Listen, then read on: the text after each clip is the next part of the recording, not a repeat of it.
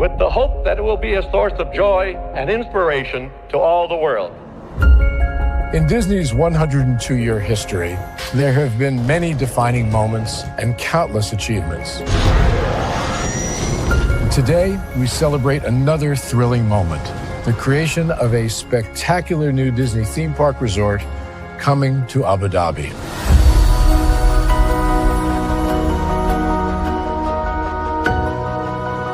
Abu Dhabi is a place where heritage meets innovation, a place where we preserve our past while designing the future.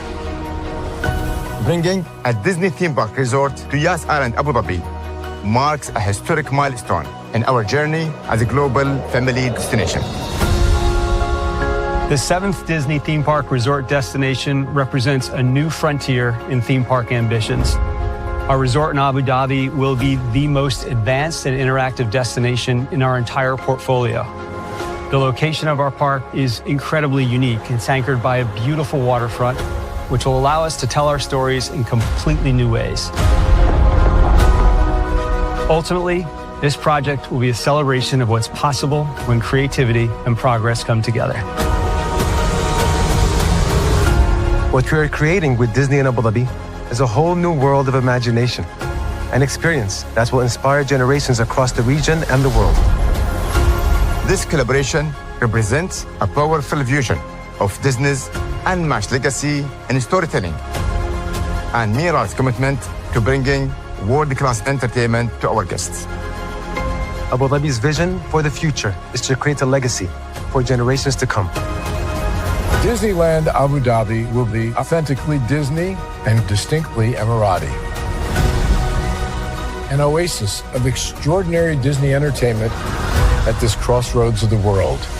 It will bring to life our timeless characters and stories in many new ways, becoming a source of joy and inspiration for the people of this vast region to enjoy for generations to come.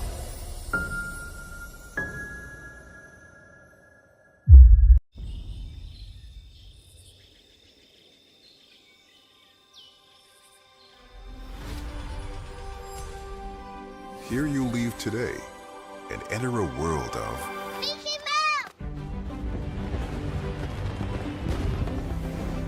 a world of princesses.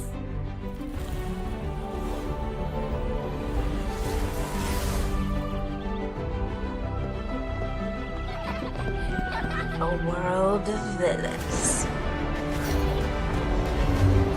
And heroes. Raise your sabers!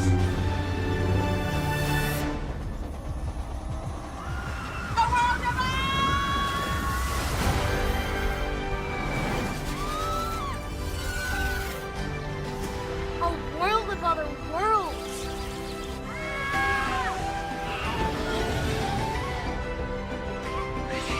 A world of all the favorites.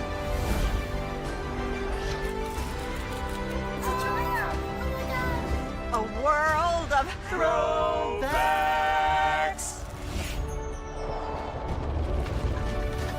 A world of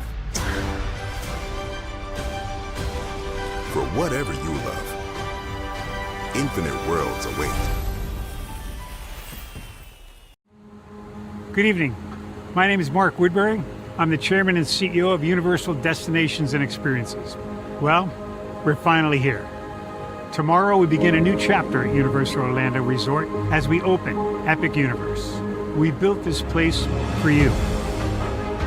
I want to thank you, our fans, for your love of our stories, characters, and immersive experiences that inspired this incredible place. Epic Universe represents over 8 years of meticulous planning, immense creativity, and innovation, combined with unmatched craftsmanship and operational excellence on the part of thousands of people who have brought to life the stories and characters that live beyond each of Epic's portals. But it represents so much more. Your love of Universal and the deep connections we've shared together here in Orlando over the past 30 years inspired us to dream bigger and to push the boundaries to create something extraordinary for you and for generations of fans and families to come.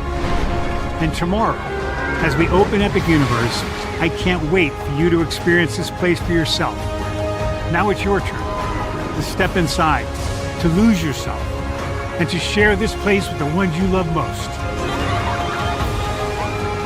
As we open this park, we hope your world becomes a little more epic.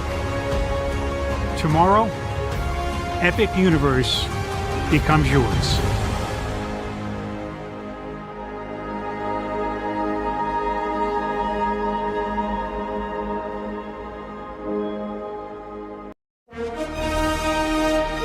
Prepare for a journey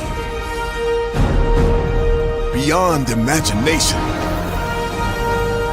beyond belief, beyond anything you've experienced before.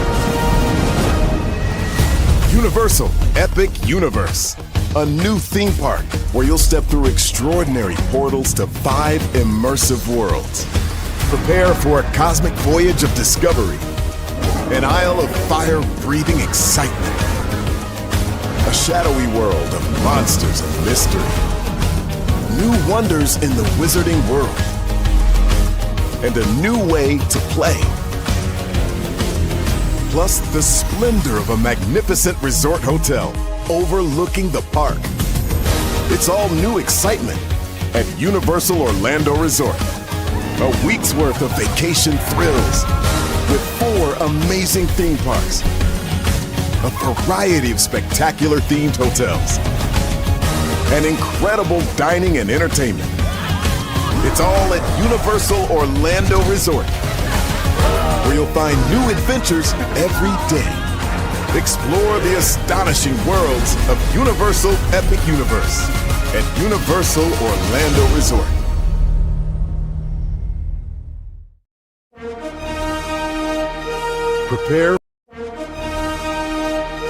Prepare for a journey beyond imagination, beyond belief, beyond anything you've experienced before. Universal Epic Universe, a new theme park where you'll step through extraordinary portals to 5 immersive worlds. Prepare for a cosmic voyage of discovery, an isle of fire-breathing excitement, a shadowy world of monsters and mystery, new wonders in the wizarding world, and a new way to play. Plus the splendor of a magnificent resort hotel overlooking the park. It's all new excitement at Universal Orlando Resort. A week's worth of vacation thrills with 4 amazing theme parks, a variety of spectacular themed hotels, and incredible dining and entertainment. It's all at Universal Orlando Resort, where you'll find new adventures every day. Explore the astonishing worlds of Universal Epic Universe at Universal Orlando Resort.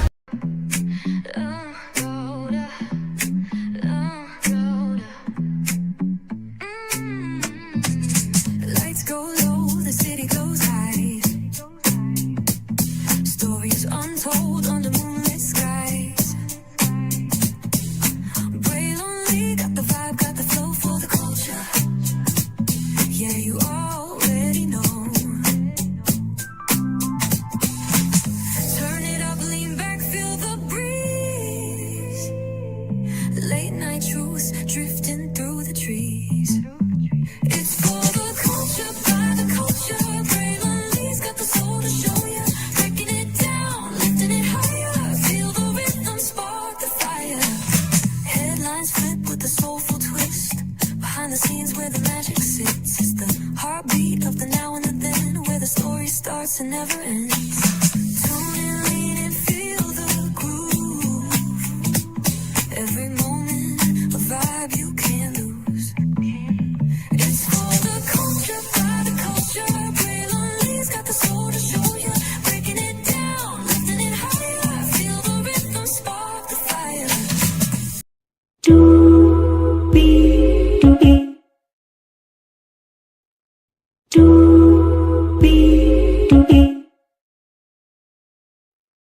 Well,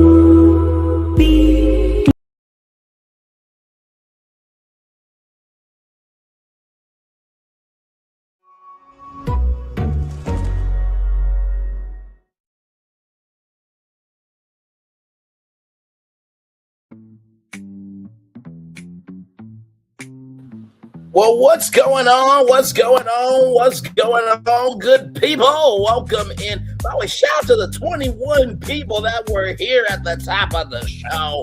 I saw y'all. There was 14, then 10, then 9, then 7, then 8, then 5, then 6. People are here, and I appreciate that. We appreciate that. BFP Imagineering. Of course, I am the B in BFP Imagineering, Braylon Lee. That is the F in BFP Imagineering, Florenton. And that right there is the P in BFP Imagineering, Phil. And y'all, I put that BFP has some kind of imagination because it seems like we are the arc reactor to the theme park sector, and we are that on YouTube and of social media. So let's get to it, because higher is waiting, low is available. But either way, we got to go on to it. Yes, indeed, we do. Let me take down this iconic intro here. You see that virtual tour background? Yes, you do. You hear that virtual tour music? Yes, you do. Of course, we have the fireworks going off live from the Walt Disney World Resort. Ask Disney again, can you do it again? They're like, Bray, how many more times, bro? Like, I know we're family, but good damn, like, you know, every time we do the fireworks on your show, it costs a lot of money. I'm like, y'all at Disney, y'all can write it off as a tax write-off. Just call it social capital promotion, okay? You see that virtual tour background? Yes, you do. You hear that virtual tour music? Yes, you do. And then there is me. Hey, everybody, welcome in. Glad to have all of you here. Let's get started with that Park Place, okay? Because we got a lot of news to get to for sure. So give me a moment here. Hopefully all is well with each and every single one of you. Here we go. On the way, and why? Because if it's going to get underway, the decision has to be made real soon, and Josh Tomorrow's legacy could be defined. Thank you, my friend. Hang tight now. I know some out there say there's no way, bro, there's no way. But this is out of wdwinfo.com by Tim Carlson. It says, my hope for Josh Tomorrow as Disney's next CEO. Says, I'm writing this on the very first day of Josh Tomorrow stepping in the role of CEO, a moment that feels like a routine leadership change and more like the start of something with real potential. Excuse me, a moment that feels less like routine. Wait. Hang on. Wait. Let's go back real quick. Start of something with real potential. Excuse me. The first day of Josh Tomorrow stepping in the role of CEO, a moment that feels like a routine leadership change and more like the start of something with real potential. Excuse me. Real potential, you say?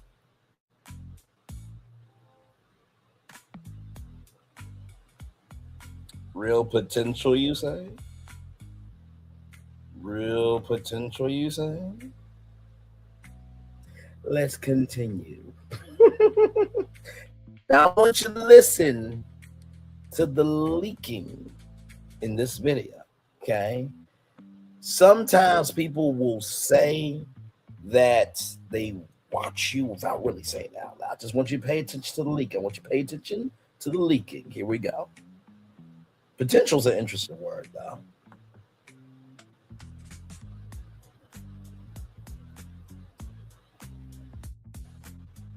A moment that feels less like routine. Says, I don't want Josh to step into the role simply as a steady hand. No. The author here wants him to do something special. We should want a CEO who isn't just reacting to problems or cutting against ideas, but somebody who's boldly going for something. A clear creative vision, a belief in storytelling as a legacy, not just content. That means pushing the studios to take real swings again. Of course, Toy Story 6, 7, or 8 would make money. That's not the question. The question is, do they matter? Do they define a generation? Do we not do that? I'm just asking a question. A creative that can take swings and not just make money. Can you name a current Disney Imagineer that can not only utilize the land, but build an entirely new theme park with at least 12 attractions?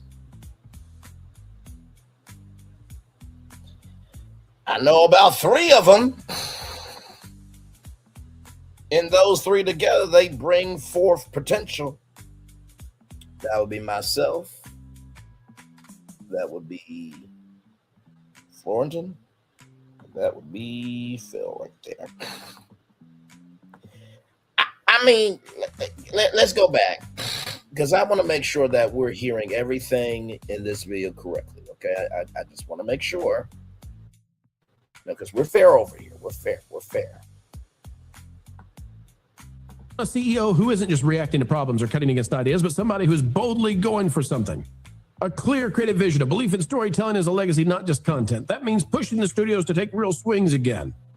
Of course, Toy Story 6, 7, or 8 would make money. That's not the question. The question is, do they matter? Do they define a generation? A CEO who isn't just reacting to problems or cutting against ideas, but somebody who's boldly going for something. A clear creative vision, a belief in storytelling as a legacy, not just content. That means pushing the studios to take real swings again. Of course, Toy Story 6, 7, or 8 would make money. That's not the question. The question is, do they matter? Do they define a generation?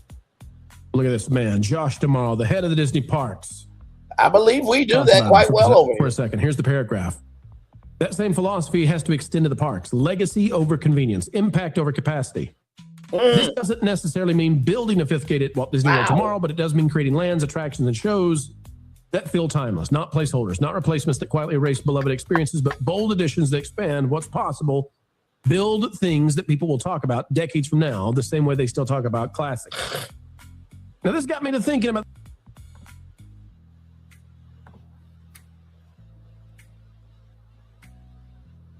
Y'all know why I'm pausing it, right? With my Walt Disney World rebrand master plan, the first one and the remix, which I believe is the superior one, did I subtract anything from Walt Disney World? Did I add to what was already there? I'm just thinking out loud, y'all.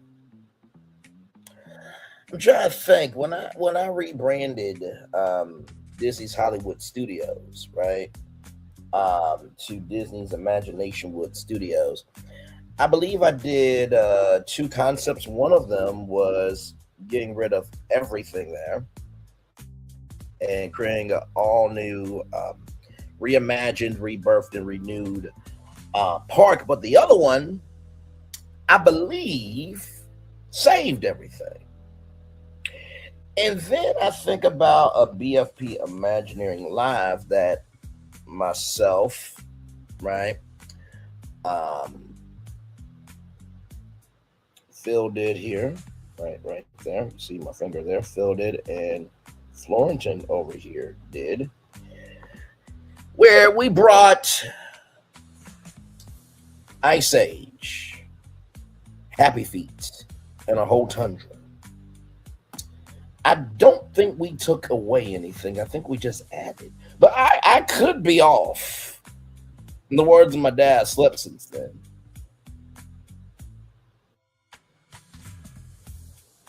I got my eye out. And Australia, absolutely. When it came to Australia, sorry, my eye. When it came to Australia, Florentin found some land that I believe is by Animal Kingdom Lodge and added an Australia part there where it's direct access to Disney's Animal Kingdom for the Animal Kingdom lodgers, right? You fixed Hollywood Studios, sir. Thank you. I just wanted to make sure that my memory wasn't off. Once again, can you find a current Disney Imagineer that can not only utilize the land, but build an entirely new theme park with at least 12 attractions? Let's continue. Listen to the leaking. Listen to the leaking. Listen to the leaking. Okay. All right. Let's continue.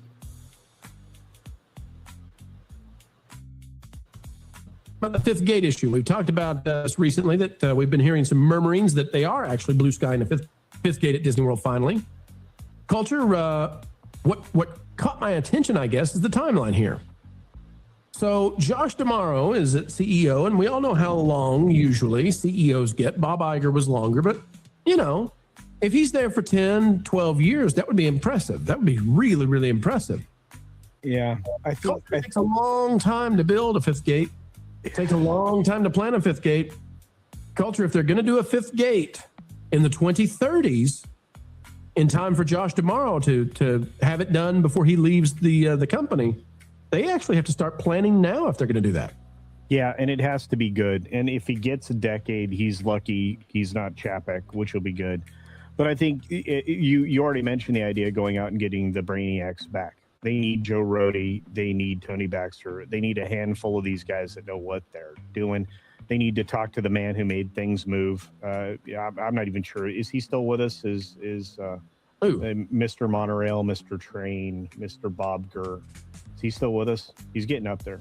He's still, I think he's still active on social media. Yeah. So I mean, he's the man that made things move. If it moved on Disney, if it was he designed it, whether it be a WED Wedway project or which is gone, or any of the other things that were developed that were supposed to create motion in the parks. Listen, I think on that note, I just want to say, Disney does do a good job with some of their Imagineers. So like Bob Gurr was honored with a window on Main Street, USA at Disneyland, 2 weeks ago, something like that, and was there. And so good on them for that. But you're right.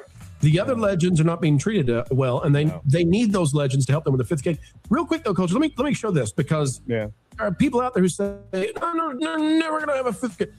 Listen, Sif Todd, remember when this happened? Remember when these papers came out that showed the possibility of a fifth gate? Let me show you this real quick. If we scroll down, according to WDW Magic, the newly approved plan explicitly reserves development space for a new major theme park with the additional minor theme parks added over the next 20 years. Yep. There's a, I don't know if it's in this article, but there's kind of a block. There's kind of an issue that would stop them from putting in a fifth gate in the next 10 years. But if they go for 2035 to 2045, it's in the plans, they can do so.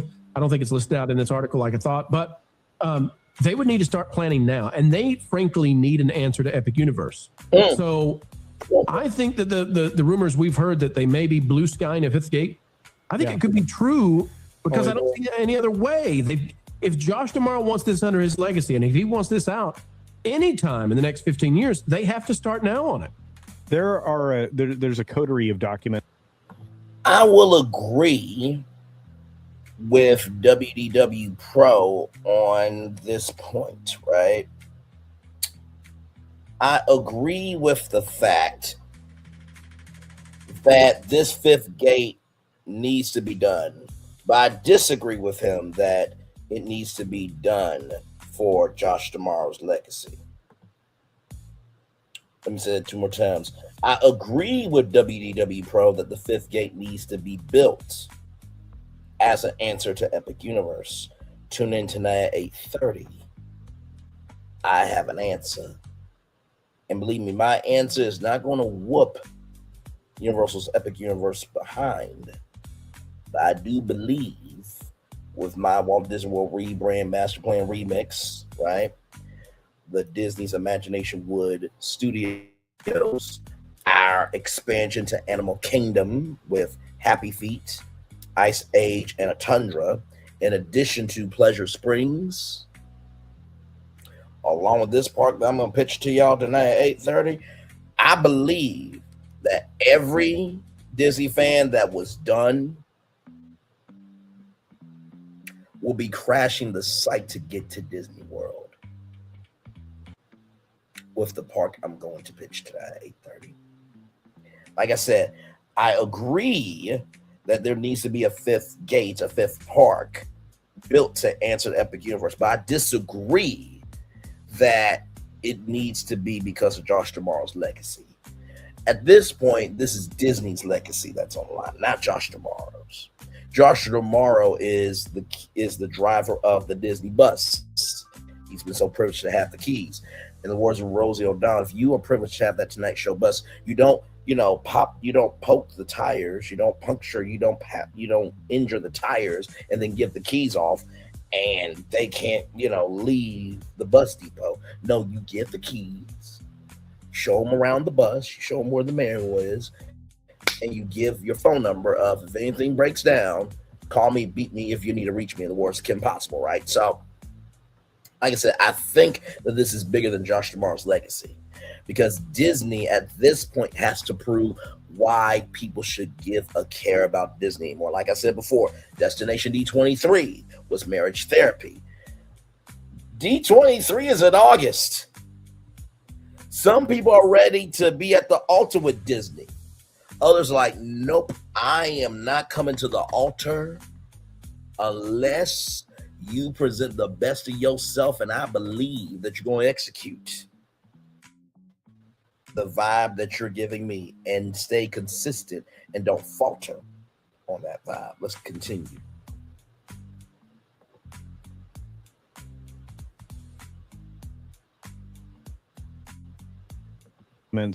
That already exist for attractions and entire lands. What would you base it on, Culture? What would you base a fifth gate on? Well, I mean, the boutique park is always the one, and this is the problem with developing a villains land in Magic Kingdom. They had a heroes versus villains concept, right? That could have been something. They even had a Star Wars boutique park designed. And again, you're talking about the 20-year plan that they come up with every so often, every 5 years, I think. And so there's like limited buildable land. There's one big plot that they could utilize. They already gave away opportunities. Flamingo Crossing was an opportunity they gave away. You were with us on the panel when we talked about this the last time, right? Where we talked about this area that's south of where we thought they would work on, that we're starting to hear now they may. Yeah, I mean, in the area, the area around Bear Lake still has possibilities, and that will actually work out, as another place to put transportation, lodging, and all of that. But there's some other areas that they have to build, and if they keep sightlines, together, they have a lot of other places they could go. And look, some of the area around Wilderness still is like sitting there.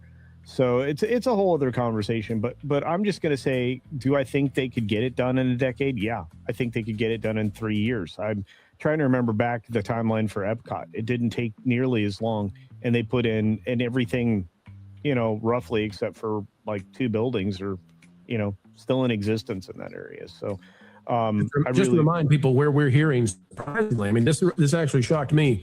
Where we're now hearing they're looking at is down here by the interstate, south of the ESPN complex, which I think where that would be located, Culture, it would change the taxing. Is that? So Blizzard Beach is right here. Disney's Hollywood Studios is right here. Animal Kingdom is over here. So it's not really that far, right? And just a little bit, we're going to hear from probably at Disney about a particular hotel that one of the 3 of us got right. Let's continue. South of the county line, is that the issue there? Again, Disney stretches across 2 different counties. Osceola, what's the other one? My brain just melted. Orange. Orange County, yeah. And so, it would definitely be a different way to tax. And again, Disney doesn't have as much ability to build as they used to because they decided to play politics. Yep. That entire area is mostly empty. There's some casting and costuming buildings. There's Disney's Boardwalk right there. And then right here is Epcot. So if there was a park right there, you literally are right in the Mecca. Right there. So not too bad. And imagine, if you will, you are staying within Celebration in a Celebration Airbnb. You got the parks right there. And I'm sure there's hotels in Celebration, Hacienda, and Orange as well. Let's continue. Can get rid of most of the ESPN complex if they wanted to. There's mass amounts of space, and look, I often thought, and this is an interesting thing. If you take, oh goodness, there's a road that comes directly out of the cast parking for Animal Kingdom that crosses the road that takes you into the Animal Kingdom Lodge. What's the name of that one? It's over here. It's it's got a really cool name. Yeah. Sherberth. Sherberth. Yeah, Sherberth. You have to know how to say it. It's a religious reference. But anyway, that land is so easy to develop, and it doesn't have the wetlands restrictions that you're going to run into around the Bear Lake area. So again, that entire area there, you could develop into park and resort space, and it just wouldn't be a full-size park. And again, let's be fair, Hollywood Studios isn't really, I mean, it might have a full-size footprint, but it's not really a full theme park, and neither is neither are many other things that Disney's built recently. Let me go to MJ real quick. MJ, the fifth gate, I know it's controversial. People say, well, I'm not even sure that families could do 5 gates. I mean, what would you do? And I understand that totally, but I also know. So here's the thing, right? With what is going on right now in the theme park industry, I've always had Australia in mind. It was Phil who came about between Animal Kingdom Lodge and Animal Kingdom. Okay, my bad. So it was Phil who did that, and then Thornton had Australia in mind. Understood. My bad. Hashtag my bad. Hello, Leonardo. Welcome in. Hopefully the Teenage Mutant Ninja Turtles are doing well. Hopefully they are doing good. So here's the thing that's happening, right? Disney's Magic Kingdom is the most visited theme park in the world, right? And that's the anchor of Disney World. If you only are in Florida for one day, you're going to at least go to the Magic Kingdom because of Cinderella Castle, right? And the fact that all the classics are there, and there's so many touch points that if you had to be able to tell stories to your family, you would want to at least tell stories from Magic Kingdom, right? Now, Universal Orlando Resort did not have an anchor, right? Now, you could say that Universal Studios Florida was the anchor, right? Because that was the first park. In theory, yes, you are correct. That is an anchor, right?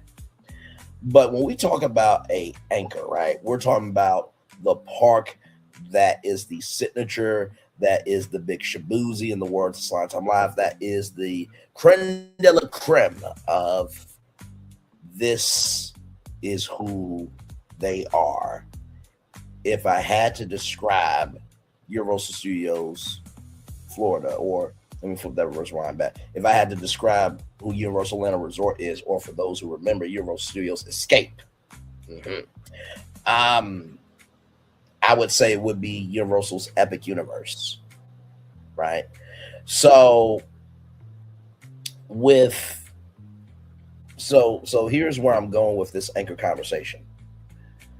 Because of Epic Universe finally being the anchor that has balanced out all of Universal Orlando Resort, now there is not as much rubbernecking, right? Because with the way that they designed Universal's Epic Universe, I know a lot of people say it's not a lot of shade there. One of the people that used to work at Disney did an interview with Probably at Disney, and they said that, Epic Universe is actually not just a rides park. It is a park, right? It is a participatory, or I can put a Patissa Observatory Park. A Patissa Observatory Park. A Patissa Observatory Park. You know how, like, when you go to a natural park, there's the nature of the park, but then you have the playground?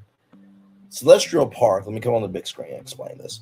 Celestial Park is the park. That's the nature of the park. And then you have 4 playgrounds, right? Everybody following? Everybody following? Everybody following? Classes in session, ladies and gentlemen.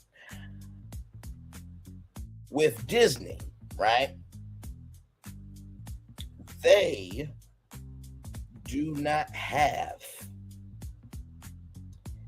a participatory exploratory park. Now, you could say Animal Kingdom, right? And Epcot. because Epcot is more known for the atmosphere, and well, Kingdom is known more for the atmosphere. Disney's Hollywood Studios, while it is a half-day park, I remember something that Michael Eisner said. It was the Hollywood that never was, but has elements of the Hollywood that could be, right? And so follow the red bouncing ball. Disney has 4 playgrounds, but they don't have a park where you can observe everything. Let me say it 2 more times. Are you following the red bouncing ball here? Universal has a natural park where you can be observant with participatory playgrounds. Disney has 4 playgrounds but no park.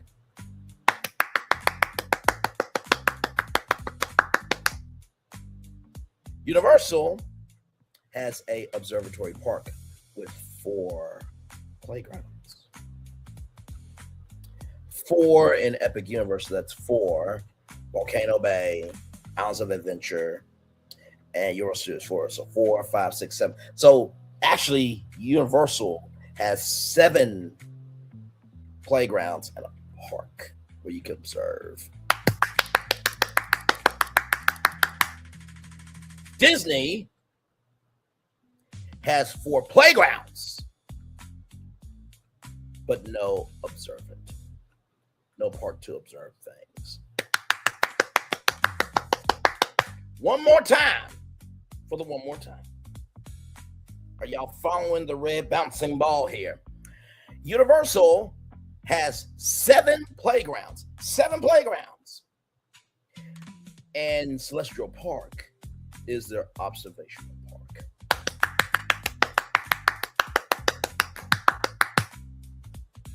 Disney has 4 playgrounds, but no observational park to regulate that break from the playgrounds. And Tom Sawyer Island was that observational park. Tom Sawyer Island was that observational park. Tom Sawyer Island was that observational park. Having that Liberty Bell was a part of that observational park. Everybody follow with what I'm saying? Class, are you understanding the teacher? Are you understanding the lesson that's being given here? Okay. Cliff Flicks commented, bring Disney Sea USA. You know, I wonder if that's a part of my pitch later on tonight. I'm not giving you a thing. The only clue I'm giving you is Disney and Universal are more family members than colleagues. Disney and Universal are more family members than colleagues. Disney and Universal are more family members than colleagues. That's all you get. You will have to come back at 8:30 to see that 5th park. But does everybody understand the metaphor here? So basically, what WDW Pro is saying, or at least this is where I'm getting from it, I hope you're getting it too, is that maybe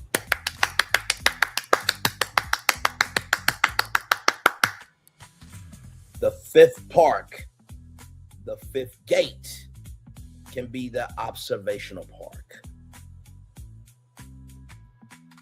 And now the observational park can help regulate everybody playing on the playgrounds.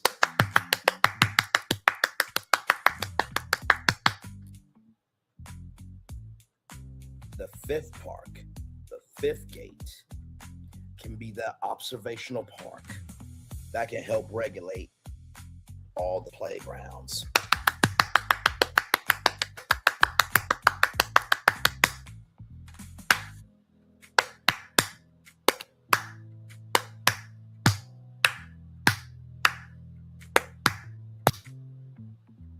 That 5th gate, that 5th park, could be that observational park that help regulates all the playgrounds. So now Universal and Disney are balanced because they have an outlet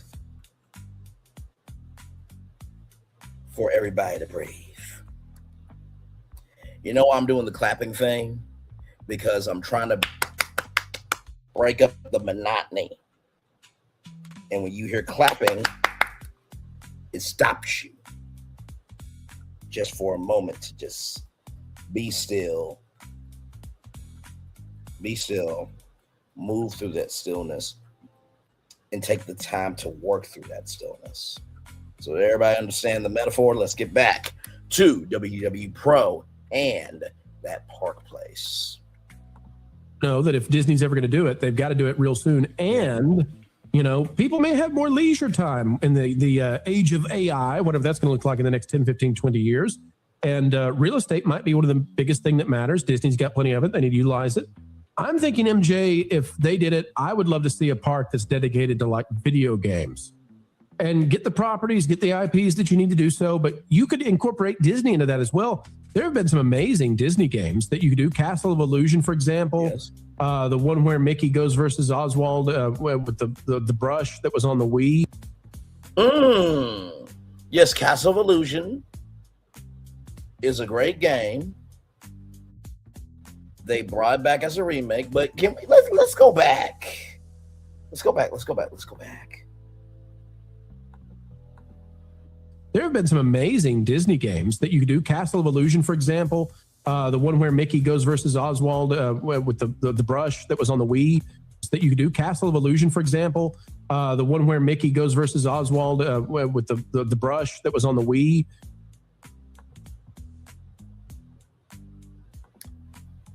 You know, that's interesting, Pro. Now, I wonder what game came out on the Nintendo Wii that was created because Diane Disney asked Bob Iger, can you get Oswald back from Universal? For those of you who do not know, Mark Winkler was the only female selling cartoons because there were sound houses, right? Nickelodeons.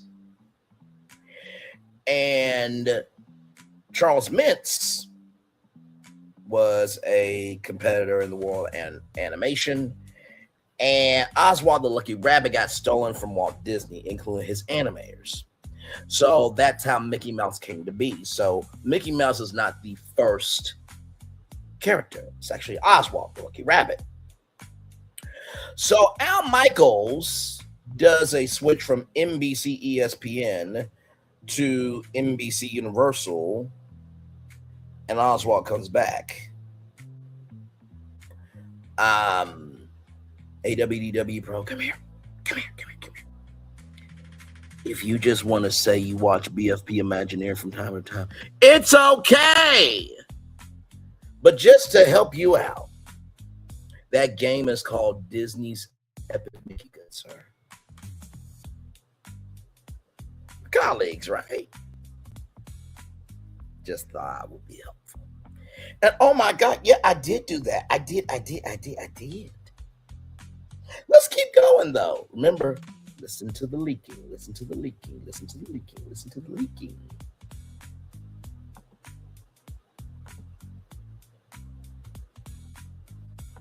You could do. You could go see if Sega would be willing to license Sonic, and then you can take on Mario with Sonic over at Disney World. Let's go back. Sorry, let's hear that 3 more times. You could go see if Sega would be willing to license Sonic, and then you can take on Mario with Sonic over at Disney World. Sorry, I'm gonna try to get this right. You could go see if Sega would be willing to license Sonic, and then you can take on Mario with Sonic over at Disney World. I think Disney. You could go see if Sega would be willing to license Sonic, and then you can take on Mario with Sonic over at Disney World. I think Disney. One more time. You could go see if Sega would be willing to license Sonic, and then you can take on Mario with Sonic over at Disney World.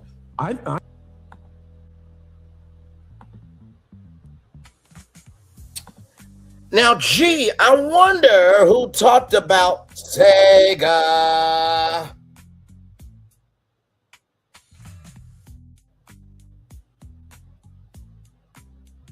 And then trying to figure out how to create theme park attractions.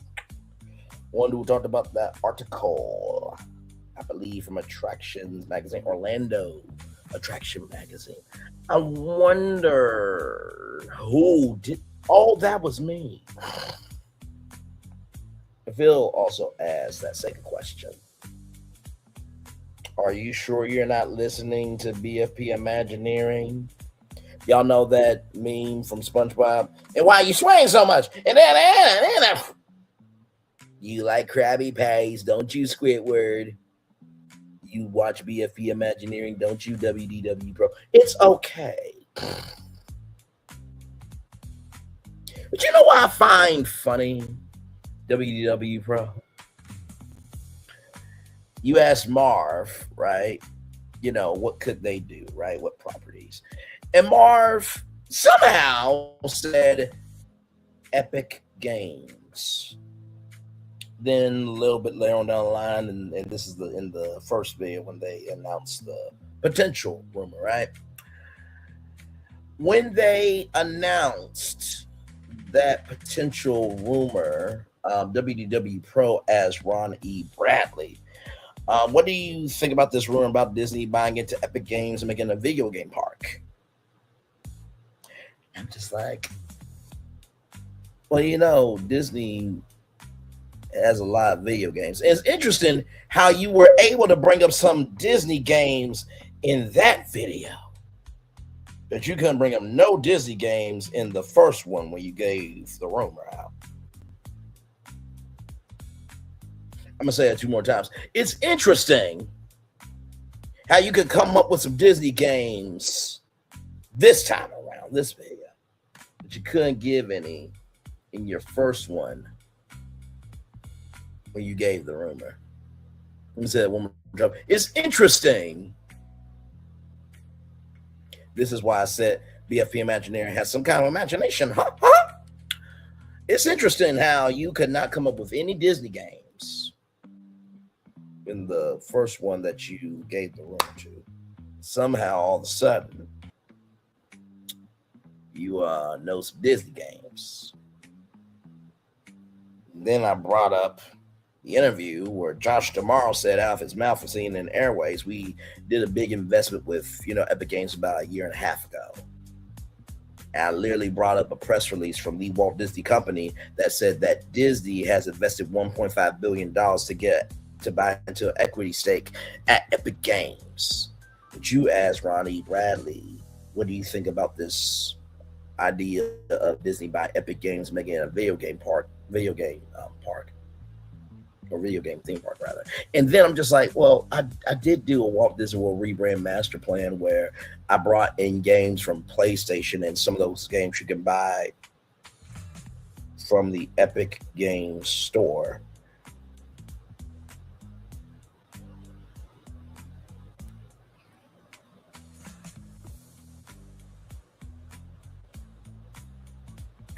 I'm just making observations, right? That's all I'm doing. I'm just making observations. I am just, Florentin, Phil, am I off at all with anything I've said so far? I'm utilizing his words and publicly available information. That's all I do around here. That's it. That's all. Kaput. I'll wait for Florentin and Phil or any one of y'all in the chat to give a response. But it's quite interesting. BFP Imagineering somehow is being ahead of everybody.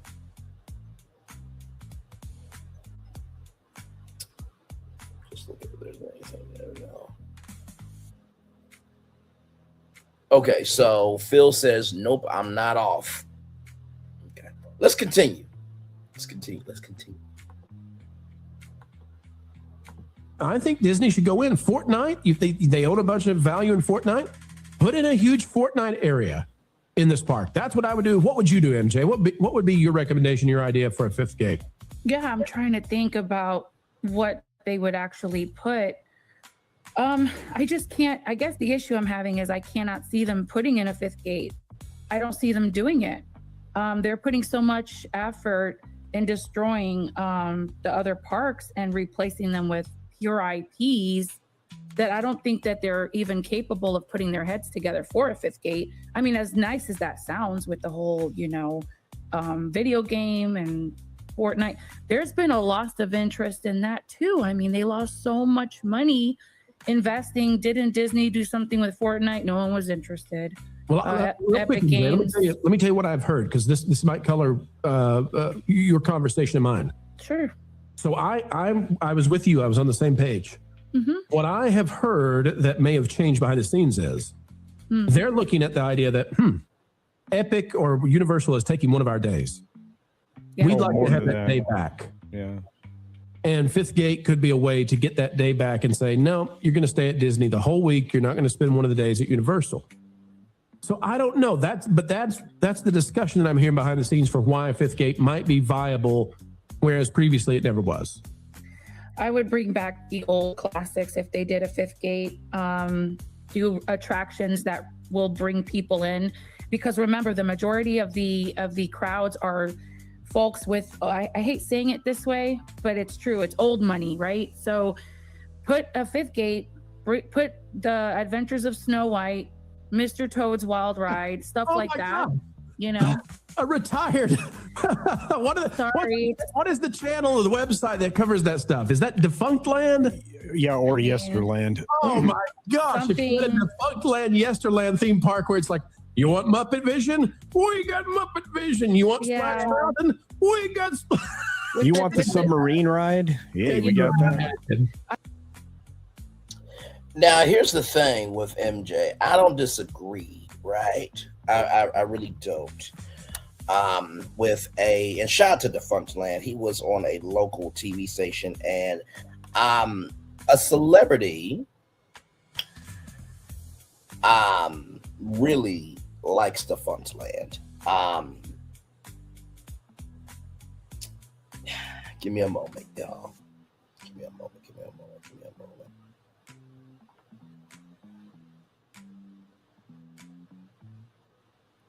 Oh, I just thought of it. Rachel Zegler actually likes Defunct Land. I'm not even joking with y'all. Give me a moment.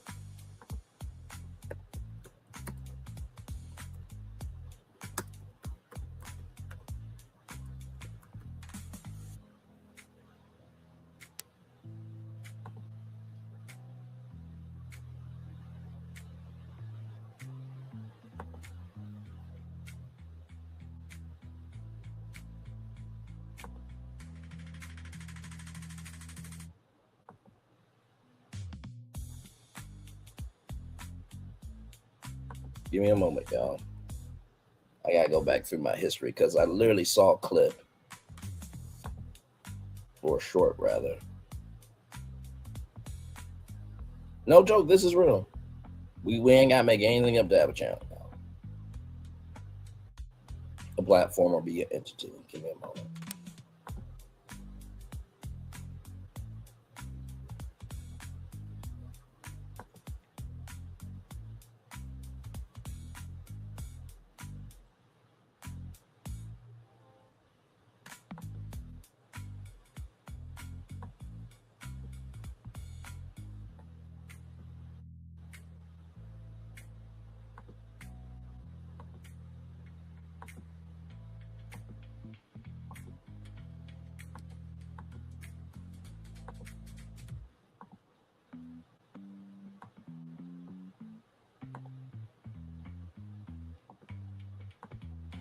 All right, here it is, y'all.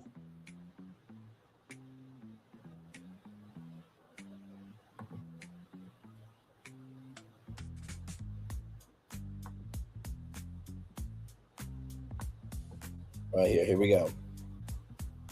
I love Defunctland so much. No, Rachel has been I don't know if a fan is the right word. To Kevin Perjurer, you know what you did. Have your videos had an impact on what the parks do? Yes, but a very delayed one. I've received so many people over the years now that have said, I went into industrial engineering because of that video. Can you sing your own theme song? Sing my theme song? Yes. Shape Land, but it's oh, that one. Yes. Oh, that one I definitely can't do. I don't have one octave of range of sing. Yeah, that's something like that. The worst Disney ride. I mean, I think It's Tough to Be a Bug will always hold a special place in my heart. They stab you in that ride. They do stab you. Wait a minute. You know what? Hang on. Wait a minute. Wait a minute. Hang on a second. Just 1 second. I'm sorry, y'all weren't able to see it. Give me a moment. I'm sorry. Here's the video right here. Give me a moment. I'm gonna flip it, reverse, rewind it back. Here we go. I love Defunctland so much. No, Rachel has been I don't know if a fan is the right word. To Kevin Perjurer, you know what you did. Have your videos had an impact on what the parks do? Yes, but a very delayed one. I've received so many people over the years now that have said, I went into industrial engineering because of that video. Can you sing your own theme song? Sing my theme song? Yes. Shape Land, but it's oh, that one. That one I definitely can't do. I don't have one octave of range of sing. Yeah, that's something like that. The worst Disney ride. I mean, I think It's Tough to Be a Bug will always hold a special place in my heart. They stab you in that ride. They do stab you. Wait a minute. Hang on a second. Hey, Phil. If you're here. Florentin, why didn't you tell us you interviewed Defunctland, man? I would have showcased it earlier. I mean, does that not look like Florentin? Give me a moment, y'all. Hang on. Listen, we're just having a side conversation for a minute. Hang on. Give me a moment.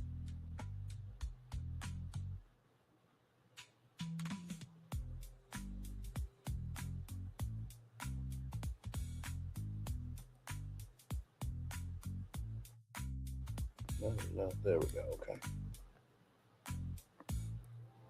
Okay. I love Defunctland so much. No, Rachel has been I mean, it's kind of uncanny, bro. Like, I didn't know that you moved to DC and that you were interviewing Defunctland, bro. I mean, like, I thought we were bros, man. I thought, we had open communication. We have a group chat, and we talk.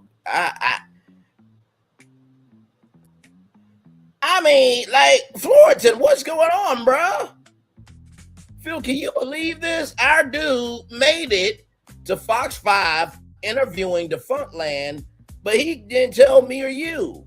Now, wait a minute. Okay, is this because we want to burn Olaf alive? I mean, let him have a summer. I'm sorry, y'all. I'm sorry. That sounded really bad, didn't it? It sounded wrong. It sounded really hastily disrespectful. Listen, just because we want to give Olaf his amazing summer and make that dream come true does not mean you get to do big things like this and then not tell us, Florentin. Okay, so the next time that you do something this big, let me and Phil know. Okay? God. Just the asinine, disrespectful, and just tragic behavior of you making it and you not telling us. By the way, that's not really Florentin. But it sure does look like him, though. Let's get back to that Park Place, everybody in WPW Pro. Oh, my God.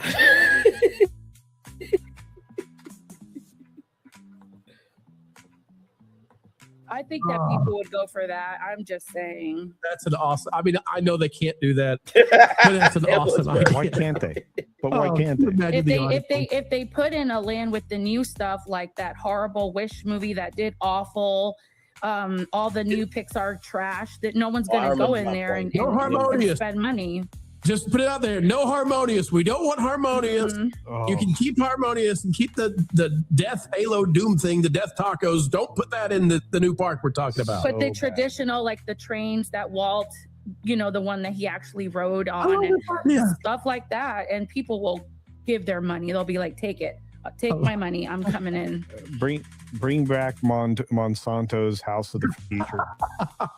Yeah. Can we get the even original? Even some of the stuff from like Japan. What's the name of that ride, guys? It's like super. So let me pause it here on MJ for a minute.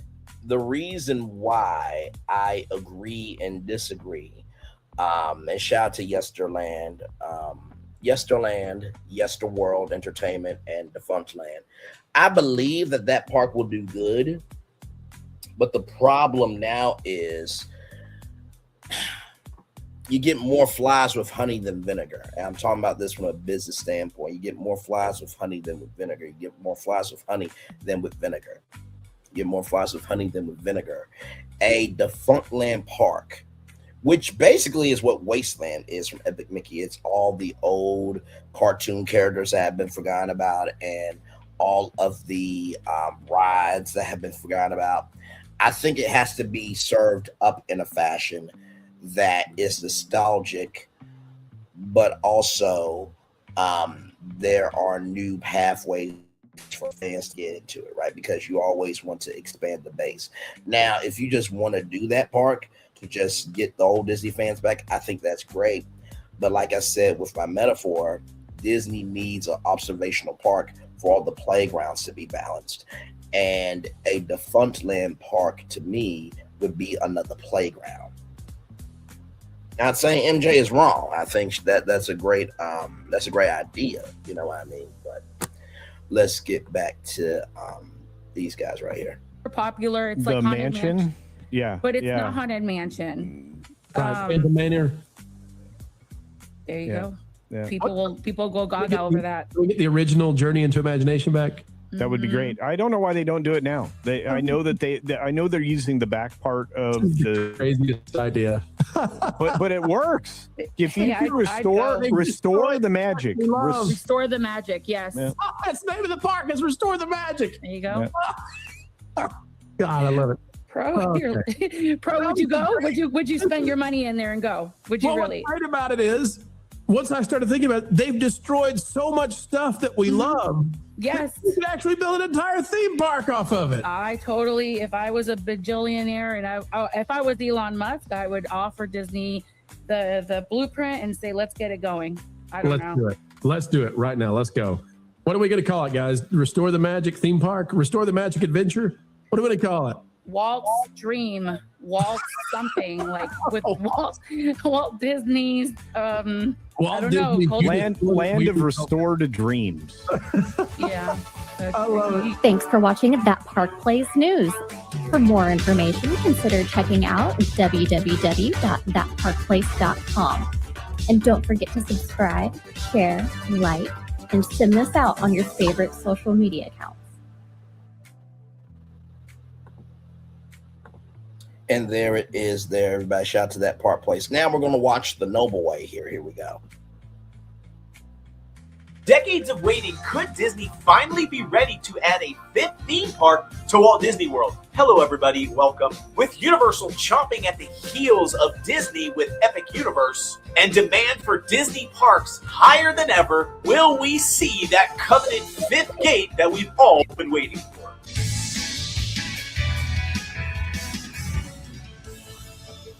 By the way, shout out to The Noble Way.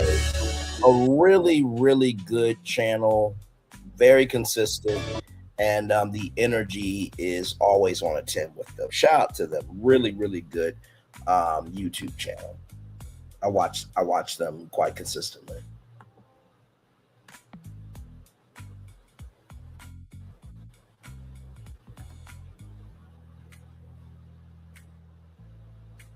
After After decades of waiting, could Disney finally be ready to add a fifth theme park to Walt Disney World? Hello everybody, welcome. With Universal chomping at the heels of Disney with Epic Universe and demand for Disney parks higher than ever, will we see that coveted fifth gate that we've all been waiting for?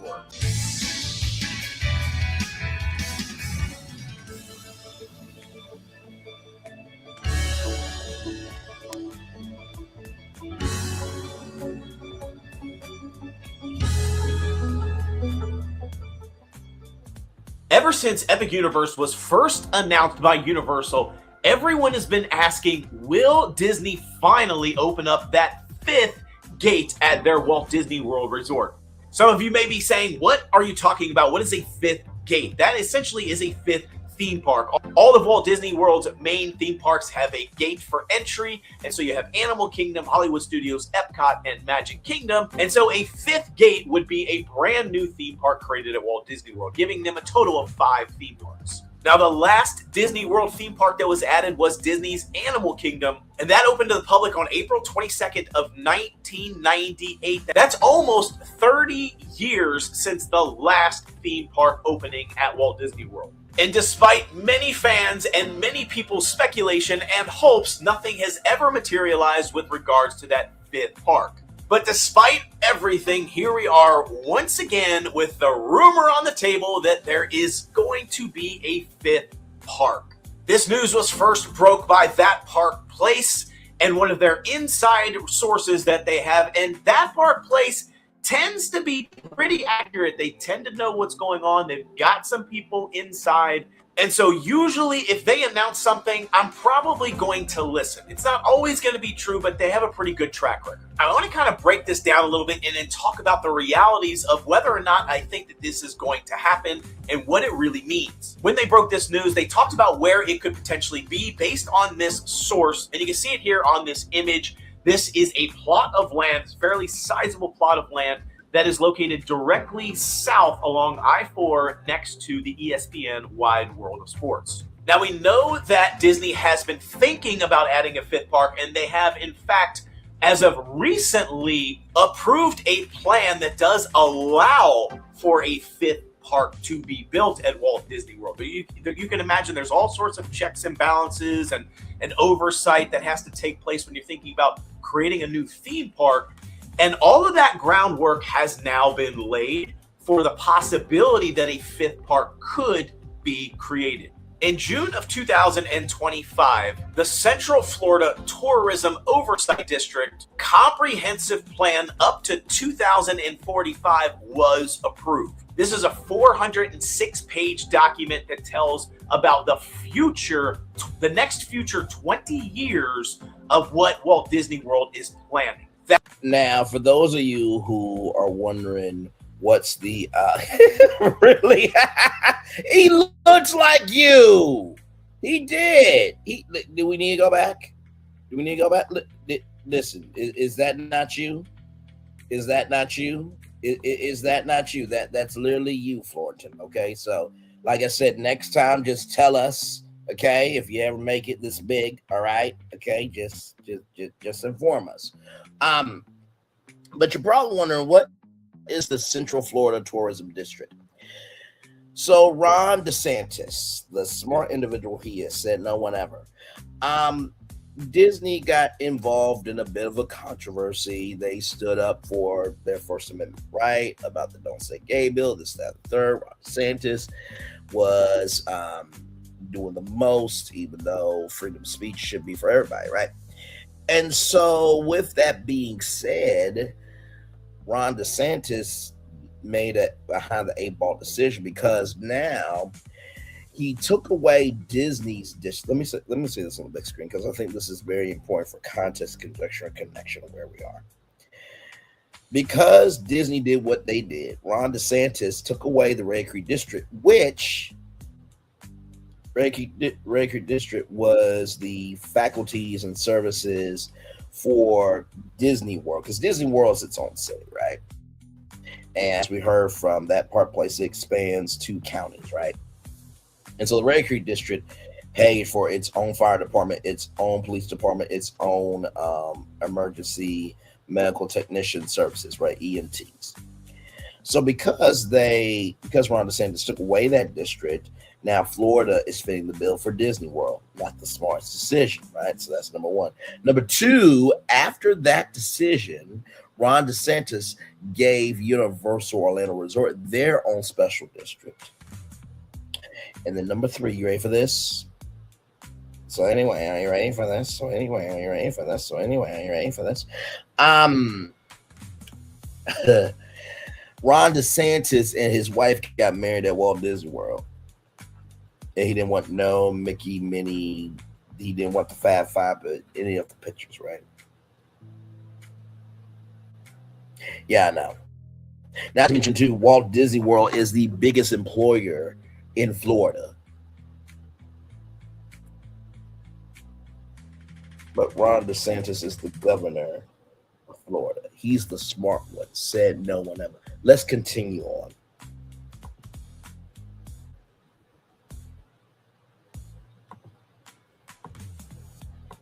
That document, that body of work has now been approved. And so there are all sorts of things in this 406-page document for the next 20 years that talk about extra theme parks, new water parks, new roadway construction, all sorts of things. And it gives them the ability to actually build them. It does not mean that they are going to build them, nor does it give distinct dates or timelines for when they will plan on building them. Basically, this is a roadmap, not the manual. This is a roadmap, not the manual. This is a roadmap, not the manual. 2045 comprehensive plan covers a few different areas. The first is a brand new theme park. This plan allows for a fifth theme park to be constructed and built, and the timeline that is given is sometime between 2035 and 2045. Figure 1 here essentially shows the layout across the different columns and the years. You can see 2030, 2035, 2045. You can see that sort of future progression there. And in that column for 2035, you will see the addition of one park. Now, this doesn't necessarily mean that the starting of the construction will happen in 2035. It just means that they can't add an additional theme park and have it ready to go and open to guests until 2035. So they wouldn't be able to open that new park in, say, 2033 or 2030. You'll also notice that there's a row for minor theme parks. Examples of these minor parks would be Typhoon Lagoon and Blizzard Beach. And you'll see in this plan there is allowance for 2 additional minor parks to be added within this time frame as well. Now, in this next figure, it shows the land use agreements and what they plan to use all the land for, what they're using it for today, and what they're planning on using it for tomorrow. The light pink sections in this land use are for the entertainment, for the parks. This is your Magic Kingdom, Hollywood Studios, Epcot, Animal Kingdom that we currently have today. The purple space here is hotel space, so any of the existing hotels fall into that. The red area here is for their commercial. This is Disney Springs. And then we want to pay special attention to the brown and the lime green areas on this land usage chart. This is for mixed usage and the recreation and resource management space. This is a lot of suitable land space for additional major and minor theme parks. So we'll talk a little bit about where that fifth theme park might be going in just a minute, but I want to talk now about the addition of hotel space, because that's also in this plan. When we go back to this previous figure, I want to show that it talks a little bit about the hotel spaces, the hotel rooms, or as they refer to them as keys. There's currently 39,801 keys, hotel rooms, as of this document being approved. And you can see there's an additional 7,448 hotel rooms to be constructed by the next 10 years, by 2035. And then 13,275 additional hotel rooms by the year 2045. That would basically bring the hotel space that they have and the hotel keys or rooms that they have up by about 33% by 2045. That's a 1/3 scale increase over what is existing today. This document also talks about infrastructure growth, which is going to be one of our key numbers here. I want to take a look at this. These next figures show the expected daytime population at Walt Disney World. This is the amount of guests and individuals that they think are going to be visiting Walt Disney World across their parks, across their hotels, everything by 2045. So in 2025, the range is 205,401 to 307,584 on the high side. So somewhere between that 200 and 300,000 mark on a daily average. By 2030, you see that number jumps up by about 20,000. It goes to 225,000 to 338,000 on the high side. Then again, by 2035, another 20,000 increase in their visitors per day. We're now at about 243,000 to 366,000 on the high side. So over the next 5 years, they're expecting about 20,000 person increase daily at Walt Disney World. Then when you go to 2035, another 20,000 daily increase. But here's the kicker. When we get to 2045, that number jumps up significantly. That sort of 20,000 increase 5 year over 5 year now jumps up to 335,000 on the low side to 475,000 on the high side. That's about 100,000 person increase per day at Walt Disney World. So you see what's happening. You see the trend here. There's something going on between 2035 and 2045. So instead of that 20,000 person jump every 5 years, we're now going from 20,000, 20,000, and instead of it being another 20 to 40,000, because there's 10 years in there, it goes to 100,000. Yes. Why such a huge swing from 20 to 40,000 to 100,000 increase over a similar time period?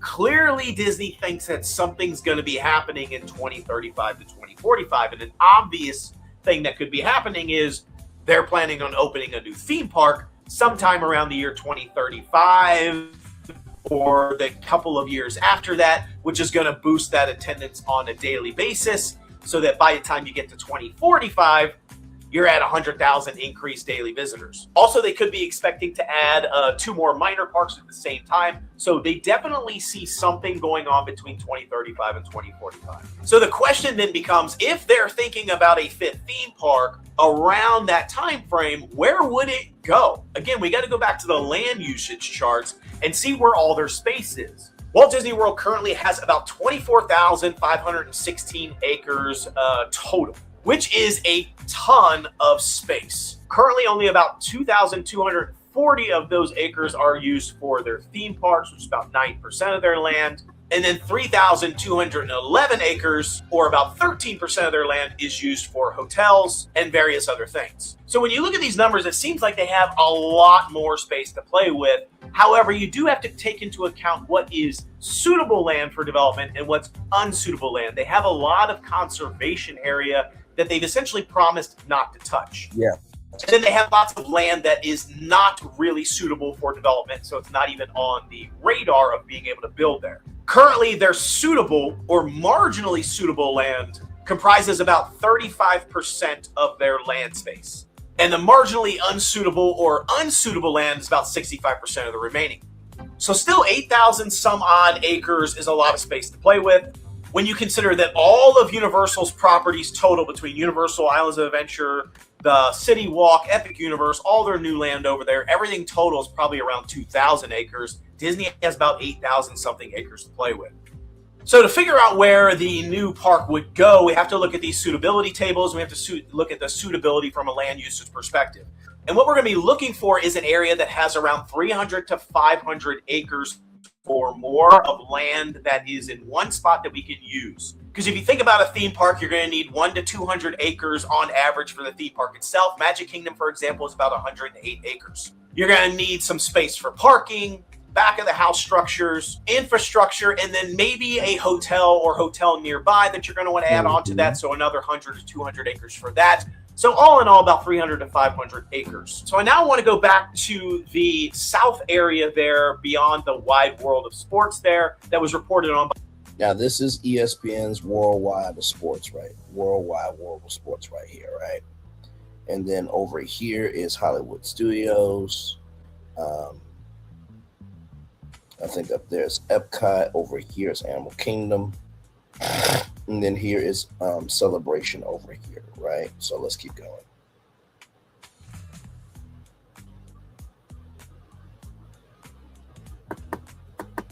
Park Place. As far as the rumor go, again, they didn't say this is where it's going to go. They said this is possibly where it would go. And when I look at that space, it's definitely big enough. It's about 700 acres of space. It's unused. It is right along I-4, which I feel like wouldn't be the best place to put the theme park because of all the traffic and the noise, but they've certainly been able to do it before, so they could do it again and not have an impact. The only problem I have, though, is that this space is currently marked on all of their charts from this 460-page document as this gray spot. I don't even know if Disney owns that area. I mean, it does kind of fall within their general space, but it's not marked as anything. So I don't know if they own it or if maybe they do own it. They just don't have any plans for it. I'm not 100% sure. So for me, this seems like a kind of an unlikely location for the theme park to go. However, if you just look directly north of Wide World of Sports, which is very near that patch of land, but just kind of to the north of where Wide World of Sports is today, there's about 400 acres there that could be used and is currently marked for that mixed use and recreation space. 400 acres, it's already on some land that's already been. Now, you could probably put the theme park here. I believe that is a parking lot, if I'm not mistaken, right there. Imagine getting rid of the parking lot and all this being a theme park, and then that right there is your hotel, right? And then, of course, you have Epcot, Hollywood Studios, Animal Kingdom over there. And I know what some of you are thinking. Well, Bray, what about Disney's or ESPN's Worldwide World of Sports? There's a lot of sports leagues that they go there for, baseball. I don't believe for football. I could be misquoting that. But ESPN does not want to get that up because not only does that bring in, young people, right? And you think about the Disney, it used to be Disney Youth Services, but I believe now it's called Disney Imagination Campus, where you get like behind the scenes stuff. The sports industry is huge in Florida. So that is a generator for the economy in Florida. But imagine if maybe you have a little league. Imagine you have a little league team, right? Your hotel's right there.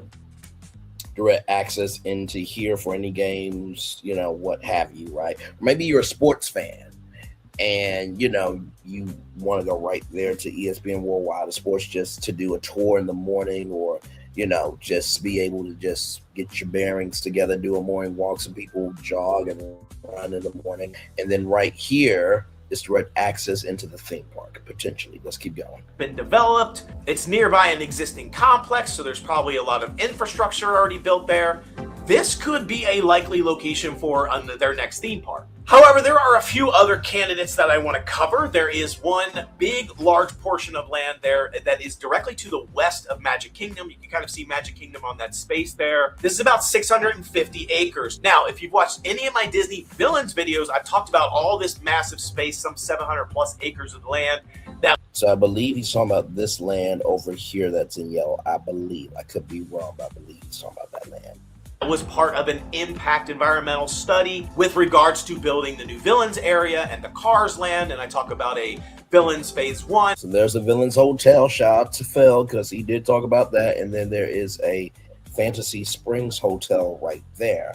For those of you who are wondering, there have been rumors for years that a Magic Kingdom hotel would be inside the Magic Kingdom. So imagine you have the theme park in your backyard like Epic Universe has the Grand Helios Hotel. And as you can see, dark ride, the train, they have to rearrange, remix, and refresh the train track for the Walt Disney World Railroad. And of course, you have your shops, you have a coaster. Now, it was a Maleficent coaster. They're thinking about changing it to the Yzma coaster. And then, of course, Villains Land Phase 1, Villains Land Phase 2. No one's caring about this, like at all. Phil Mecker had a great idea to do a National Treasure Island there. And then I said, hey, what if you could connect this island here to Villains Land, along with, because I believe, if I'm not mistaken, that Pirates of the Caribbean is in this area. So imagine, National Treasure, Pirates of the Caribbean, Villains Land. And if you want an anchor for that, Tian's Bayou is right there. Dr. Facilier, taunts you and teases you throughout the island, mixed in with National Treasure, right? So Dr. Facilier teases you about an adventure that combines,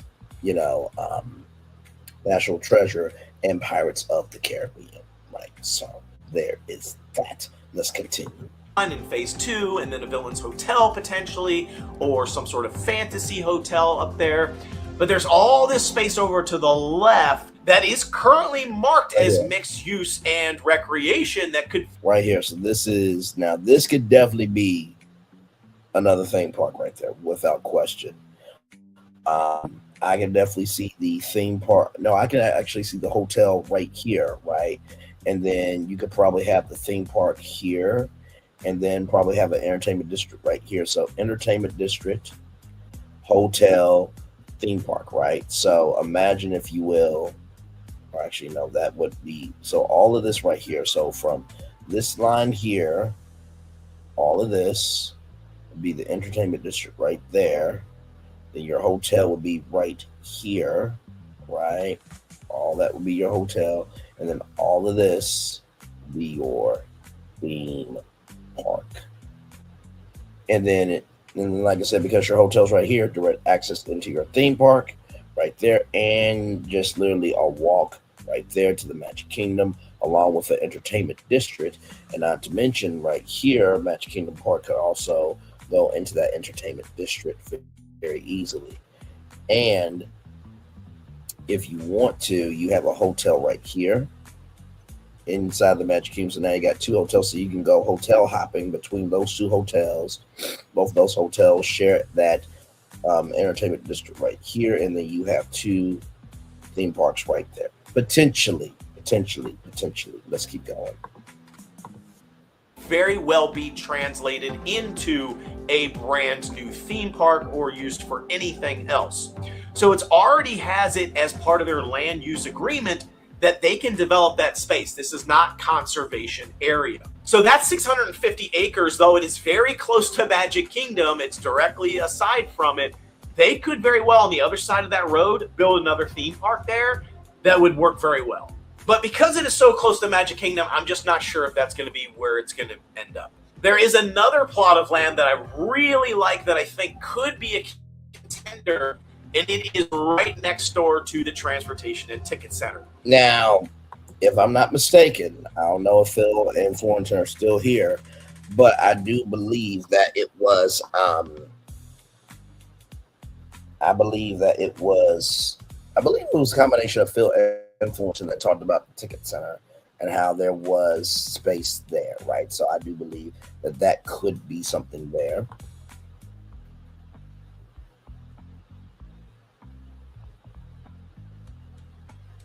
And don't worry, y'all, we're going to get through everything that we need to get through. Believe you me, don't worry.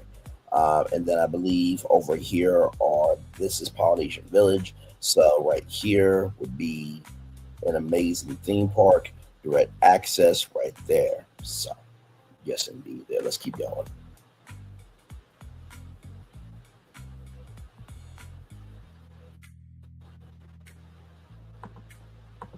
It's directly to the east of it, across that roadway there. There's about 300 to 500 acres, depending on which side of that road you go on. That is a sizable amount of land. And yes, that is a Mickey right there. I believe all those are solar panels, if I'm not mistaken. You could build a theme park. I have that marked here. You could build the theme park here, and then across the roadway, you could potentially build a parking structure. I like that area a lot because it has very quick access to a lot of the deluxe resorts that's already near Magic Kingdom. There is currently no other theme park over there, and it has plenty of space. So I feel like this is probably my top contender location for the next theme park location, but I do have a few more. You may be familiar with the whole Flamingo Crossings area that's been purchased. It's been developed. They've got a lot of things happening over there. New retail spaces going in. They're sort of, I mean, they're on property, but they're sort of off property. A lot of the Disney college program stuff is over there. They're housing and things for them. There is a ton of space over there that they could potentially put right here. Now there is a resort that is being torn down that was like, I think, what Urban Explored. That's becoming something. Phil talked about a Wyndham Hotel being bought out, I believe. Now, because this is mixed development, right? I believe that this is untapped development, right? So of course, if you want to do a shopping district here, hotel here, theme park there, you could very easily.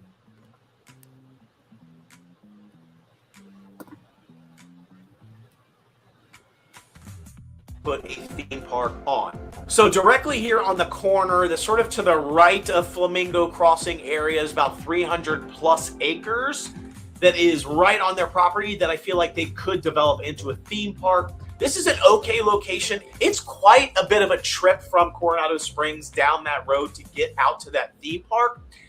So I'm not loving these Flamingo Crossing areas, but there is space for it. I just don't know if the theme park would be built out there. It's pretty far off the beaten path. It's going to expand the sort of theme park footprint quite a bit when you think of where Animal Kingdom sits today. It's north of Animal Kingdom, which is already kind of far away from the other parks as it is. But again, if they're looking for big plots of land, this is definitely one of them. There are two other locations over there, Flamingo Crossing, just on the other side of that road. The first is along the top section there. Again, there's some commercial buildings already happening there, but there's about 450 acres that they could use here. And then directly south of that road, there's another plot of land that's about 270 acres. Again, all of this is currently marked for mixed use and recreation. It's all suitable land. They could put things in any of these spaces. So these are my most likely contenders for where the theme park would go should they decide to start building it. But what really is the reality? Are they going to build a new park anytime soon or not? I've talked about their $60 billion plan. It started in 2023 and it ends in 2033, which does kind of pave the way timing-wise for a brand new theme park to be developed, funded, and built by 2035 or shortly after. Because if you think about it, there's some things that really need to be true for Disney in order for it to make sense to build a fifth theme park. The first thing is Magic Kingdom has to stay the star attraction. Yep. They can't cannibalize their revenue and their attendance away from Magic Kingdom. If you look at Epic Universe right now is star for Universal, and they were definitely worried about cannibalizing their revenue because that's what happened with Islands of Adventure when they opened Islands of Adventure.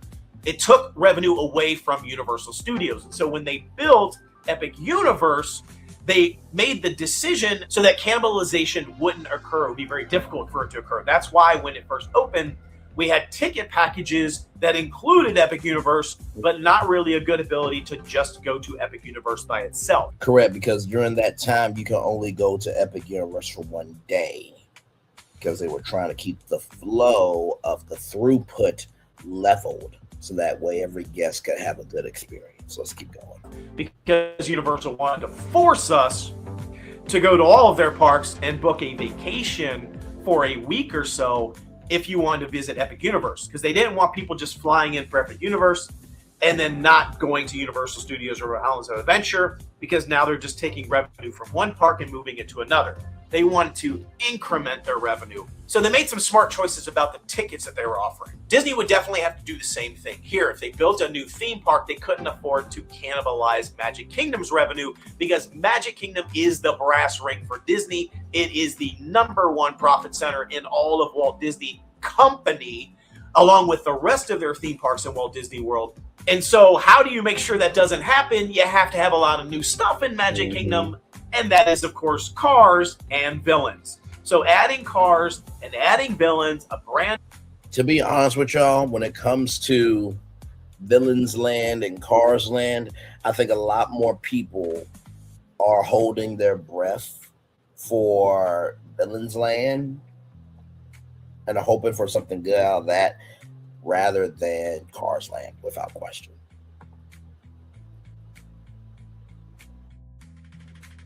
A new huge expansion that everybody's excited for is going to do one big thing for them: keep people coming to Magic Kingdom. Even if they open a new theme park, people are going to still go to Magic Kingdom. Because when you think about it on the surface, why do you need to keep adding things to Magic Kingdom? It has 23 attractions already. It has twice as much attendance as any of the other parks. It's already insanely popular. Why do we need more people to go to Magic Kingdom? Well, think about it. Something else bigger is coming on the horizon. This is a way to keep people going to Magic Kingdom while there's a new giant thing also coming. Another thing that has to happen is Hollywood Studios has to remain in good shape. It's already in pretty good shape. The addition of the Monsters Inc. land, I think, is going to shore that park up. It's already... I think it will shore it up. We need a 6th gate. Oh, my God. I only have a plan for a 5th gate tonight. For my Lord Jesus, the turnaround, sir. I do believe that Monstropolis could work. You know, honestly, to tell you the truth, I think if they would have done Muppet City, I think that would have been a lot better, right? And let's look at the concept art here, right? Because you had Pizza Rizzo, you had Muppet Vision. I believe you had a Muppet shop that was so iconic, right? So let's zoom in here for a minute, right? So let's just say they kept Muppet Vision 3D. Let's just say that you had the Rainbow Connection restaurant right here, right? Let's say that, you know, the Muppet store is over here. Let's just say that there is a brand new, let's just say there's a meet and greet area over here. And then up here, let's just say that this is the home of Muppet Studios, right? It is a brand new original ride. And let's just say, right, that you want to talk about monsters, right? And if I'm thinking of Muppet City, and this is live Imagineering that I'm doing right now, right? What intellectual property is suing another theme park right now? What intellectual property is suing another theme park right now? What intellectual property right now, right from the space right here and right now, is suing another theme park to the point where they want to end the 45-year contract? That would be Sesame Street.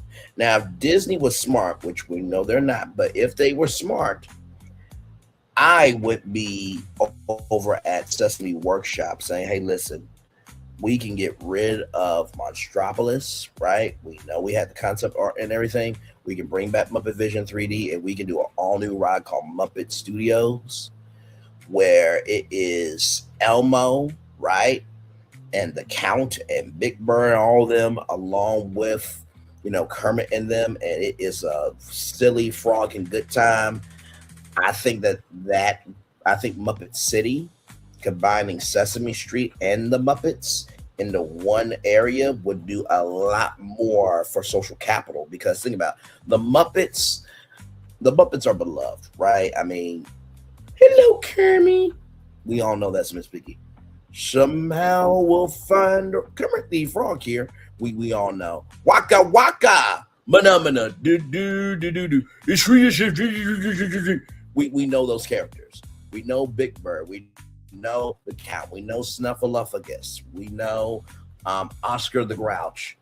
There's a social capital there that I believe could very well enhance Disney's positioning now more than Monsters Inc. Monsters Inc. is beloved, right?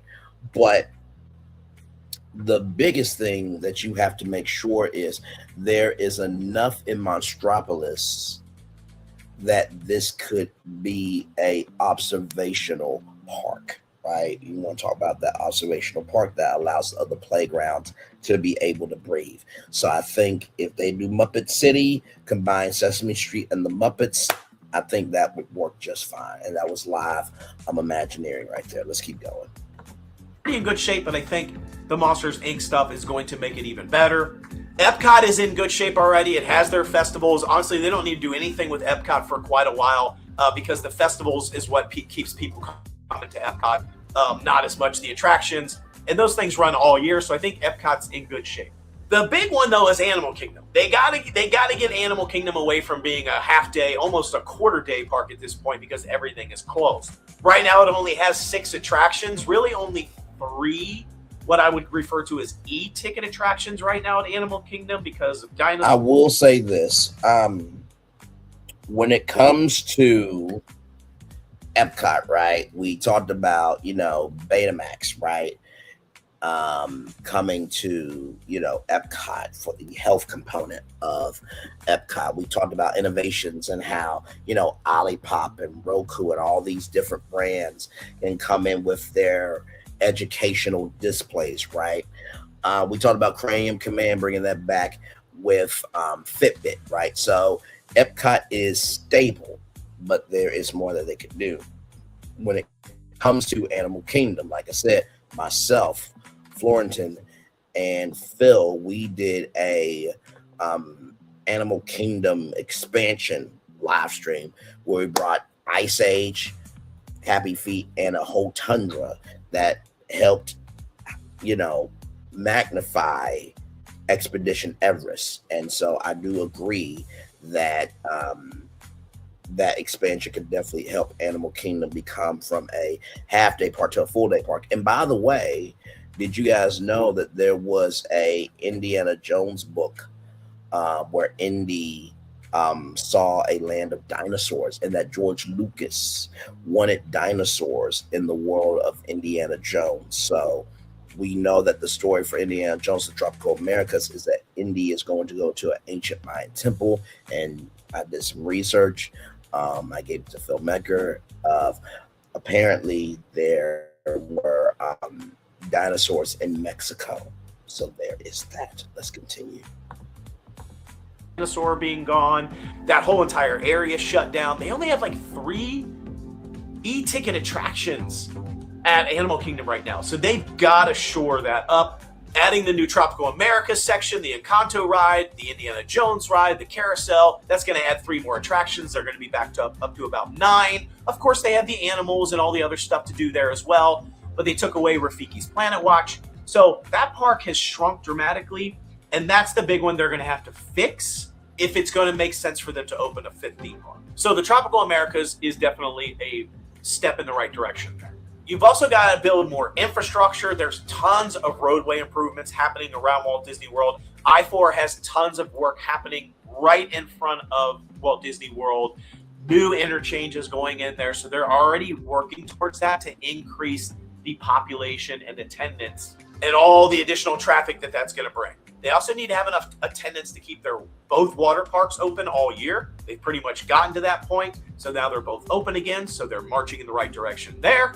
And from an attendance perspective, I think Magic Kingdom needs to consistently hit about 20 million or more visitors per year. They're at around 17, 18 right now. Pre-COVID, they were at about 20 to 22. And so I think if they can continue on that trajectory of getting 20 to 25 million visitors in there on a year-over-year basis, that'll be ready for a new theme park expansion. The other ones need to be around 10 to 15 million attendance per year. Right now, they're in the 8 to 10 mark. So if they can get them to 10 to 15 consistently, that's going to also be key. They're also going to need to reduce their debt. They've got a ton of debt right now as a company. I think once they finish all their plans for the 60 million and they start opening all these things, I think the revenue will start pouring in. Yep. And they'll be able to reduce some of that debt and put some more investment into a new theme park build. Of course, they'll also need to increase hotel space. If you haven't seen my villains videos, I talk about new theme parks potentially being attached to Magic Kingdom specifically. We already know they're looking at expanding additional hotels. That's in the 2045 plan. So that's going to be a big piece. So when do I think this is all going to happen? I think 2035 is the earliest we're going to see a 5th gate. I think possibly after that, 2035 at the earliest, anytime after that. That's part of their 2045 plan. It's going to depend on how well they're able to execute all these expansions between now and then, and how much revenue starts pouring in and how much attendance starts spiking. But if they can nail it all, we very well could see a 5th park by the year 2035, about a couple of years after Villains is finished being done. I don't know. I'm excited about it. I don't know if it's the right move. I don't even know if Disney knows if it's the right move. I think time will tell. So anyhow, that's my take on a 5th park coming to Walt Disney World. Love to hear what you think. Do you think Walt Disney World's ready for a 5th theme park? And if so, what do you think the theme would be? I'd love to hear from you down in the comments. Be sure to like, subscribe, and share this video. And of course, until I see you next time, the Noble Way is the easy way. Bye-bye, everybody. Shout out to the Noble Way, a great YouTube channel there, all right? Let's get to our good friend probably at Disney, because she has some news for you Haunted Mansion fans. Let's roll it. It is crazy to think that if events had transpired differently, booking a Disney World Resort hotel would have required us to choose between a room with either no windows and no doors to likely the best views on property with a literal back door to the magic. Yet in recent years, Disney abandoned plans to build resorts that would have been instantly iconic and offered guest experiences that really would have changed the game when it comes to accommodations at Walt Disney World. That is why, for today, we are going to dive into why Disney canceled its best hotel concepts, as well as what could have been, and why I think at least one of these ideas may still happen. But before we do, if this is your first time checking out the channel, welcome to Probably a Disney, and to those of you returning, welcome back. If you haven't already, I would so appreciate if you would consider hitting that like button and subscribing to the channel for Disney park news, analysis, and stories and gems that maybe you haven't heard about. I would so appreciate it. It really helps out the channel. And a huge thanks to my patrons over on Patreon for your support. But now, let's get to it. Let's explore an alternate universe where if different decisions had been made, we probably wouldn't have 0 boutique hotels in the style of Disney World's Galactic Star Cruiser. We would probably have 2. All good.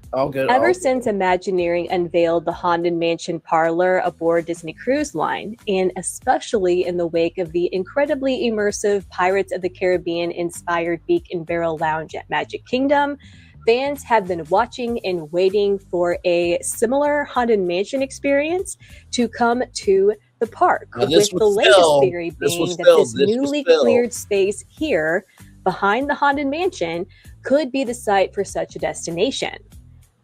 But what if I told you Disney once had way bigger plans than that? According to reports, Disney's first Live Your Own Adventure boutique-style resort hotel wasn't going to be focused on Star Wars, but actually the Haunted Mansion.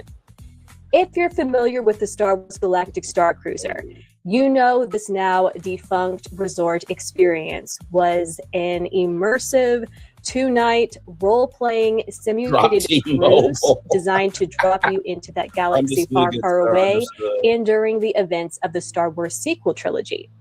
Each cruise, and I put that in quotes, had an overarching storyline, which was performed by Disney actors who played members of the ship's crew, its entertainment, and the First Order and Resistance. There were also smaller storylines unfolding as well, and guests were encouraged to dress in Star Wars attire and choose which story they wanted to participate in, which was either Resistance, Smuggler, or First Order. And all of this was done through an app while also actively engaging with the performers. The Star Cruiser also had themed areas in addition to, of course, resort rooms, such as the bridge where you could help pilot the ship, to an area offering lightsaber training, to a dining room, a lounge, and more. The Star Cruiser closed less than 2 years of operation, with its final day being September 30th, 2023. And the reason for its closure is due to a whole range of issues, like its huge price tag, which some argued was not always justified, to the one and done nature of the experience, the fact it didn't always look or feel like traditional Star Wars, The confining nature of the stay, which limited guests to the hotel in Star Wars Galaxy's Edge alone, and the reality that this was an experience for extroverts, for cosplayers, and those willing to engage in a role-playing experience, not for those looking to just be on vacation. The closure, well, not surprising, was very public and kind of a black eye for Disney parks and experiences, given how much money Disney invested. It was a huge swing and it was a huge miss. However, yeah, we might have to push this back to 9. But I think I can shore it up just enough. I think I can, so. That could have been different if Disney had opted to greenlight a Haunted Mansion version of this hotel experience instead of Star Wars. You see, unlike Star Wars, which is limited by canon and has so many movies, TV shows, comic books, characters, events, as well as a range of different locations, aesthetic, and styles, the Haunted Mansion is more focused, meaning there are less chances of alienating fans or running the risk of the experience not living up to certain guest expectations.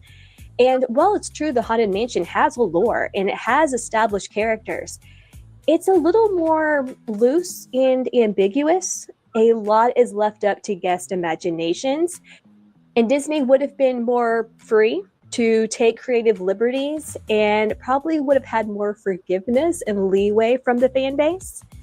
And much like the Haunted Mansion parlor on the Disney Treasure and then now the Disney Destiny, which I do wonder if it was partly recycled from the scrapped resort concept. But anyway, Imagineers could have freely expanded the Haunted Mansion IP instead of just mining elements from one that was just too big and broad to begin with.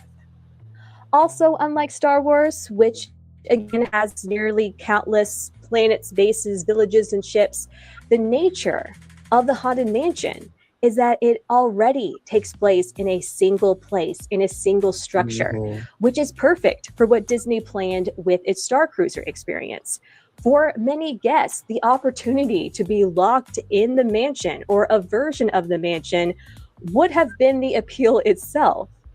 And it's so easy to imagine emotionless butlers taking guests to their rooms upon entering the resort, the ghost host acting as the master of ceremonies, a themed dinner in the Haunted Mansion ballroom, the use of special effects and sounds, and guests being able to discover hidden rooms and passages. Furthermore, the overarching storyline could have centered on a murder mystery or maybe even a mission to escape the mansion to avoid being a permanent resident. And it also could have better lent itself to seasonal overlays like Halloween or The Nightmare Before Christmas. Then there is the marketing perspective, which the Star Cruiser really struggled with. Again, the chance to stay in the Haunted Mansion, that just sells itself. And well, I'm sure many fans would have been interested. A boutique Haunted Mansion murder mystery experience, this would have appealed a bit more to adults and a niche group of fans, and likely those who may have had more disposable incomes, which would have really helped sell this experience. Now, I must confess, I'm not personally in the demographic of Disney fans who would want to stay at a Haunted Mansion hotel. Creepy, dark, and otherworldly are not my thing. It's not what I personally want from Disney, so I'm not upset in the least that this didn't happen. But I do think this is an example where Disney made the wrong call concerning which IP to use first for this resort concept. And if they had chosen Haunted Mansion over Star Wars, I believe the results would have been dramatically different. And we could be living in a world where fans weren't clamoring for a Haunted Mansion lounge in the park. And not to mention, too, let me just say this, right? Hotels, if you will, are like a second screen to the experience, right? So imagine this Haunted Mansion hotel extending the story, right? Or, you know, the Museum of the Weird, which was supposed to be a walkthrough attraction. Imagine, if you will, that there could have been, right, some of that concept art to come to life in the new Haunted Mansion Hotel, or all new original story that creates a deeper lore into the Haunted Mansion. Let's keep going. But would have already had an option where they could live inside the mansion for a weekend. Whether Imagineering will ever circle back on this concept, my gut response is to say no, even though I know I just spent the last couple of minutes explaining why it would have worked. But the reason is, I think Disney would find it very difficult to get the financial green light to try this idea again, especially after the public and expensive failure of the Star Cruiser. I think they would like some years between them and what occurred. But even so, it's just crazy to me to think that a Haunted Mansion Star Cruiser really could have changed the game. And we would likely be predicting a new boutique live your own adventure hotel to be announced at this year's D23. But that brings me to the other best hotel idea that Disney canceled rather recently, and that is a new resort connected or possibly located inside the Magic Kingdom. In my recent D23 predictions video for this year's Parks panel, I predicted we would get a new resort announcement for Walt Disney World that would either be for Magic Kingdom or Epcot, as there have been rumors for years now that Disney was considering new resorts for those parks, and with perks along the lines of Disney California Adventure's Grand Californian Hotel, or Tokyo Disney Sea's Hotel Miracosta, or the Fantasy Springs Hotel, or like Disneyland Paris's Disneyland Hotel. All of those have incredible views into the park.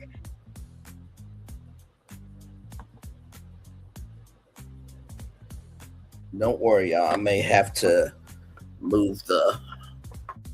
Oh, okay.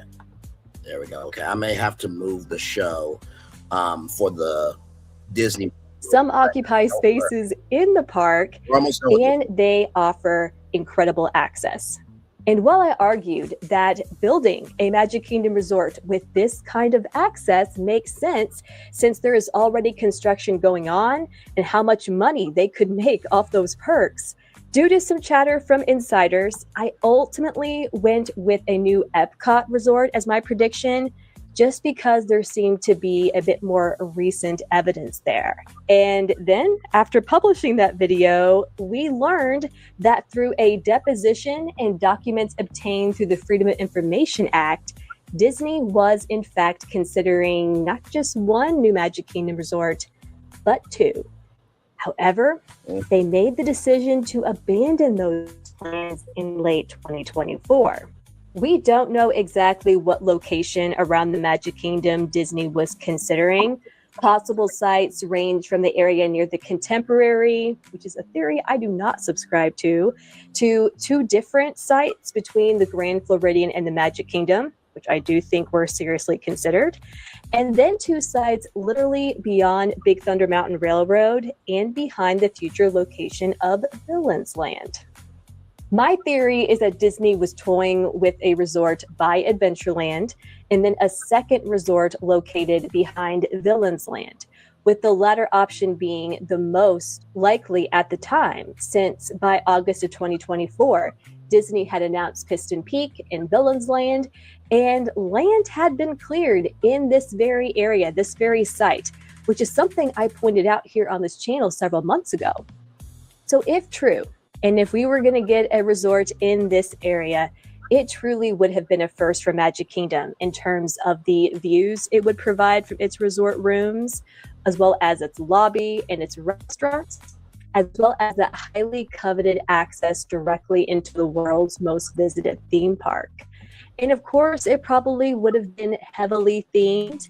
A major theory, and one I have discussed here on the channel, is that it would have been a Villains Land hotel. Even though I have had my doubts and qualms about that, since it could be alienating to certain guests and especially families.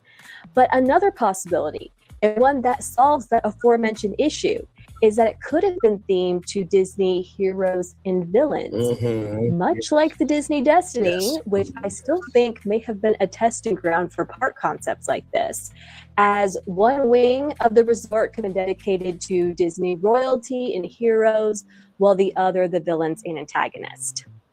But regardless of what it could have been, the leading theory was that Disney would likely be drawing inspiration from Tokyo Disney Sea's new Fantasy Springs Hotel, which was built at the same time as the park's Fantasy Springs expansion, and which kind of served as an extension of the land.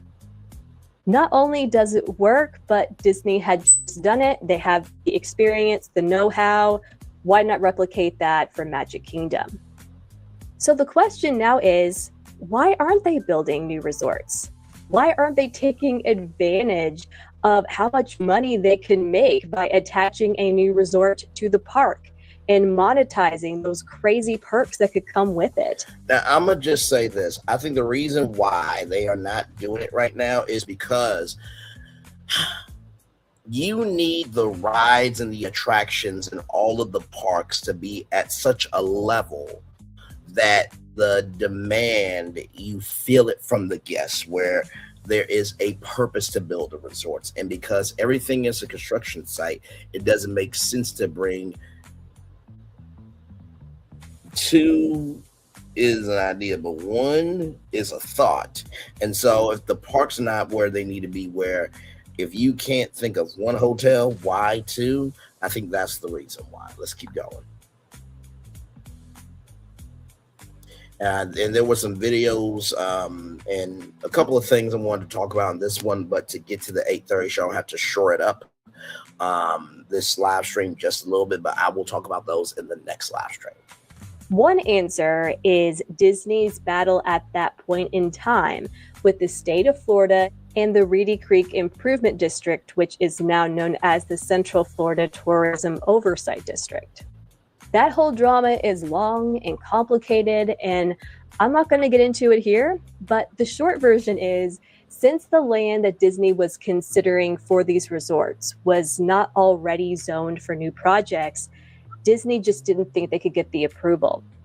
But I have also come across some other possible reasons that really make a ton of sense and are worth pointing out. For instance, new resorts with views and access directly into the park would naturally have a negative impact on other pre-existing Magic Kingdom resorts. Not only in terms of demand, but they possibly could have made the Grand Floridian, the Contemporary, the Polynesian appear overpriced in comparison to the new perks that these Magic Kingdom resorts would offer. There's also the likelihood that it would instantly diminish interest and possibly returns on Disney's Lakeshore Lodge, which would only be a few years into its operation by the time that Piston Peak and Villains Land and these new resorts would make their debuts. So while Disney could have made a fortune with these two resorts or one of these resorts, they also would have been losing money elsewhere. But with that being said, I do think it's possible that Disney could revisit these plans, and I'm going to tell you why. The first is that relations between Disney and the state of Florida and involving what was formerly Reedy Creek are more stable than what they were 2 years ago. And if that was the main reason for abandoning one or two Magic Kingdom resorts, that reason may no longer exist and it may no longer be a deterrent. Second is that Disney made this decision in late 2024 and before Universal Helios Grand Hotel opened with Universal Orlando's Epic Universe. And that is a hotel inside the park with just crazy incredible views, a private park entrance, themed rooms, and more. And if the returns on this hotel have impressed Disney, that could really motivate them to revive their scrap plans. Yep, absolutely. I have also personally wondered if Josh D'Amaro's mandate for Imagineering to think bigger and bolder in terms of Villains Land involved or could involve them revisiting a resort concept for the back of the park, especially if budget initially played a role in deciding to abandon it. Now, to tie this video's two topics together, I want to throw out an idea here. Could there be a chance that Disney would opt for a smaller boutique hotel in this back corner of the park? Not necessarily one that offers a right here, right here, right here, right here, right here, right here, right here, right here, right here, right here, right here, right here. 2-day cosplay adventure, but which would be heavily themed and focus on the perks this location could provide. Granted, that is Disney appealing to the 1% again and only a certain high-paying demographic, which is something I don't think Disney wants to be publicly known for anymore. I think it's very possible that they could do a small boutique hotel in that back corner as a test to see if they can expand bigger. Absolutely, without question, probably at Disney. But the financial benefits could be too tempting to resist. And this idea could skirt the problem about taking too much away from other Magic Kingdom resort hotels. Side note, I also think there could still be something with that site between the Grand and Adventureland. I'm not sure about the views since so much would be of back of house, but maybe not offering a back door, but just that path the Grand Floridian already has to the Magic Kingdom Park entrance would solve some of these issues Disney is concerned about. That's just my thoughts, my own speculation, my own blue sky thinking.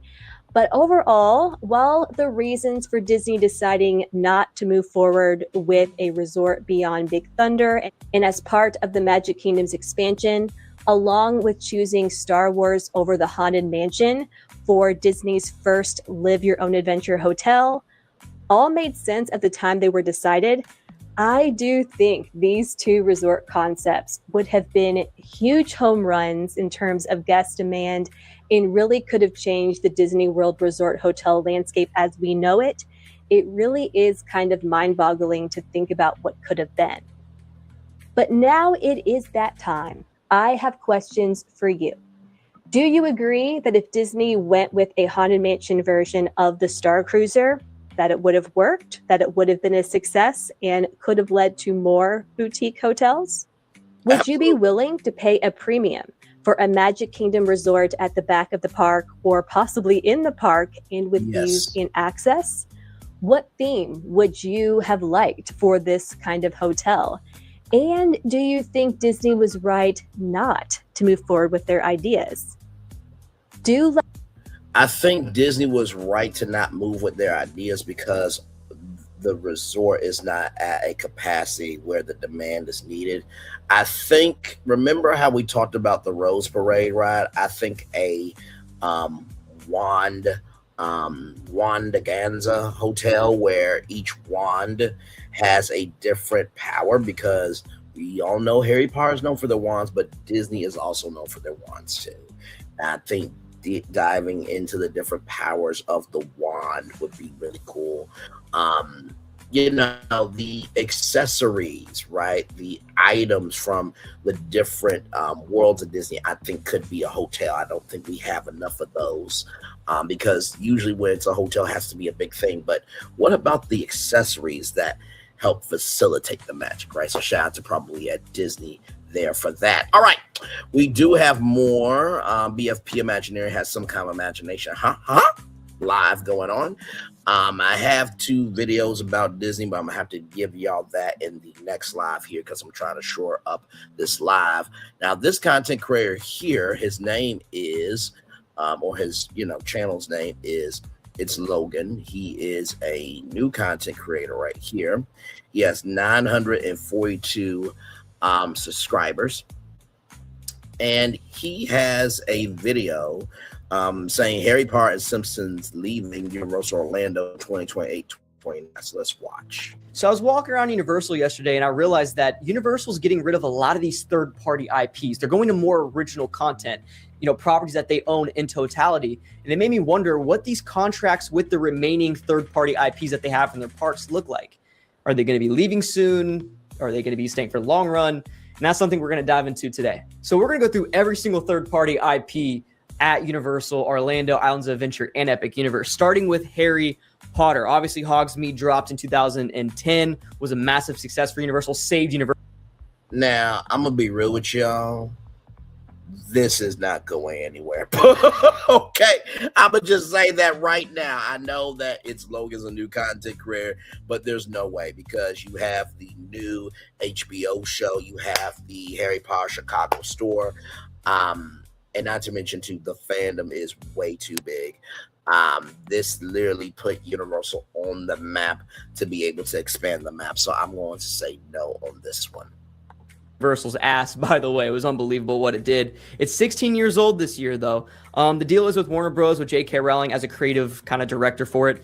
And the deal ends in 2029 on June 30th. Now, Paramount's going to reach a deal. Yeah, they're buying Warner Bros. Yeah, there's going to be a lot of stuff going on there, but they're going to reach a deal. Universal needs Harry Potter, and Harry Potter needs Universal. I mean, they don't really need Universal, but you know what I mean. It's the only place they're being represented right now. And with the new Harry Potter TV series coming to HBO Max or Paramount Plus, I don't know, whatever it is, you know, this is great for both sides. You know, Universal, they're going to have more people, more foot traffic in Hogsmeade, which is the last thing it needs, but it's going to It's not the last thing that it needs. Like I said before, Universal now has an observational park that allows the playgrounds to be balanced. So they actually do need that traffic in that playground. So that way they can not only keep the energy leveled, but that Celestial Park will have a purposeful energy, right? So let's go forward to right here, Marvel Superhero Island. Here we go here. The next one we have is Marvel Superhero Island. This is a land that we talked about in the last video. If you guys want like an in-depth analysis of the entire deal and what it's about, I talked about in the last video. Go check that out. Link down in the description below. But look, Marvel Superhero Island's 27 years old. Okay, dropped with Islands of Adventure in 1999. This deal is obviously pre-Disney with Marvel in 1994, and it's a perpetual agreement, which basically means forever. It's not going to go anywhere anytime soon. Now, east of the Mississippi, I believe you cannot have Marvel characters, right? So Disney owns the movie and TV shows, but you know, Universal owns the theme park rights in the fact of they can only improve so many things. So I don't believe this is going anywhere because it keeps Disney in a chokehold, but also too, actually to have two different Marvel rides in one state actually feeds both parks. So there is that one there. Okay, here we go. Let's keep going here. Now this is Super Nintendo Worlds here. Super Nintendo World, rather. Sorry, not Worlds, but Super Nintendo World. Here we go.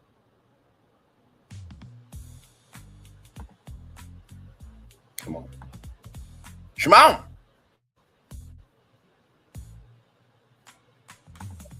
Interesting because it was started in 2015. There's no ending date that's kind of known, like they're very secretive about it. This is not a typical third-party IP agreement like some of these other, you know, intellectual properties that you're going to see on this list.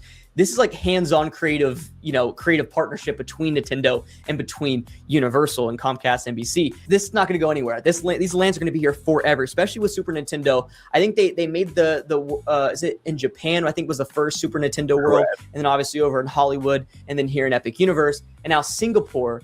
Universal Singapore is building their Super Nintendo World, which will be out very soon, I believe. So these lands just came out. It's going to be here for another 20, 30 years at least. So Super Nintendo and Universal are just getting started. Those worlds are not going to go anywhere at all, especially with, you know, Nintendo having, you know, Pokemon come over, and I'm sure they're going to do a Legend of Zelda world as well. So not going anywhere there. I agree. Let's go to Zeus Landing next here, which is right here.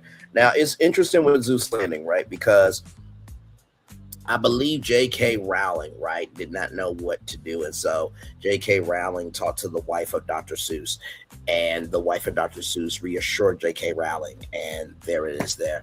Like I said, Dr. Seuss is not going to go anywhere. That is their kids zone. Now, if y'all remember back in the day, there was Woody Woodpecker's Kids Zone. That Woody Woodpecker is a signature cartoon to Universal, but it needs to be updated with DreamWorks because more people know DreamWorks than Woody Woodpecker. Although they have put out some great Woody Woodpecker films, they are just not known. Let's keep going. Island. The deal was signed in 1994.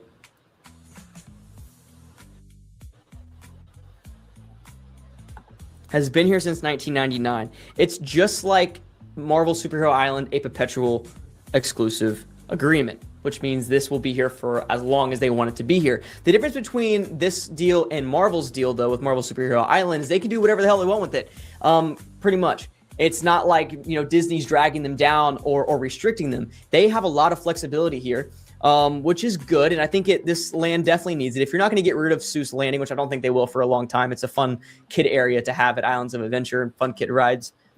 Add something, please. You have a lot of land. You can do something with it, please. Maybe a Grinch ride, maybe a Lorax ride. They need another, dark ride or something here. I think the how far or all the places you'll go, that's a kaleidoscope type of energy. I know we talked about the Kaleidoscope Hotel, but I do think a color swirl ride, I think will be really good for that there. Let's go to Men in Black here. Here we go. 2000, Universal was like, oh my God, we have Islands of Adventure dropping, but we need something here at Universal Studios to kind of compete with the crowds and get people to come over here a little bit too. So it's not just dead over here. So they had Men in Black drop after the big success of the first movie. We don't really know a lot about this deal as well, except that it's a standard long-term film IP agreement with Sony. There is going to be a 2-week refurbishment from June 1st to June 16th, 2026. Something to keep an eye on there. And if we could just use a logic and use basically the history of how these IPs agreements have worked with Universal. The ride came out in 2000, but the deal was signed in 1999. If it was extended 10 years, 2 times, that means that the deal will be done in 2029. That's when the contract will expire if we go by that logic. That's not confirmed. That's just kind of going once again by, the pattern of what we see a lot with these deals. So if that happens, there's a problem there. The Simpsons also is going to be expiring in 2028. They're right next to each other. How's that going to work? Do they want to take on 2 projects at once? Are they going to intertwine all that together? We'll get into that in a little bit. But Men in Black, though, something. I'll say this: Men in Black is not going to go anywhere. I mean, the cultural relevance of Men in Black is still strong. It's one of those rides that you may not ride it, but you expect to see it there. So I don't think that Men in Black will go anywhere. Let's keep going here with Springfield. Now, a lot of people have said Springfield is going to go away. Here's the thing: Universal Orlando Resort is in a very stable position. And this is the thing: even though some people may not like Simpsons, the social capital that this park creates is beyond amazing. I mean, Homer and the memes that you see of him pulling back and seeing Bart and Lisa and Krusty Clown. And the place, it's the only place you get Duff beer and the big donut, right? But also too, the Simpsons movie's coming out. So with Disney, the Simpsons is an adult cartoon, right? There's no way they're going to bring the Simpsons to Disney. I'm not sorry to say that. It is what it is. That would be like bringing Family Guy's Quahog to Disney. Do you think Herbert the Perfect's gonna be walking around Disney World? I don't think so. With little children, no one's fat ass is gonna be getting to.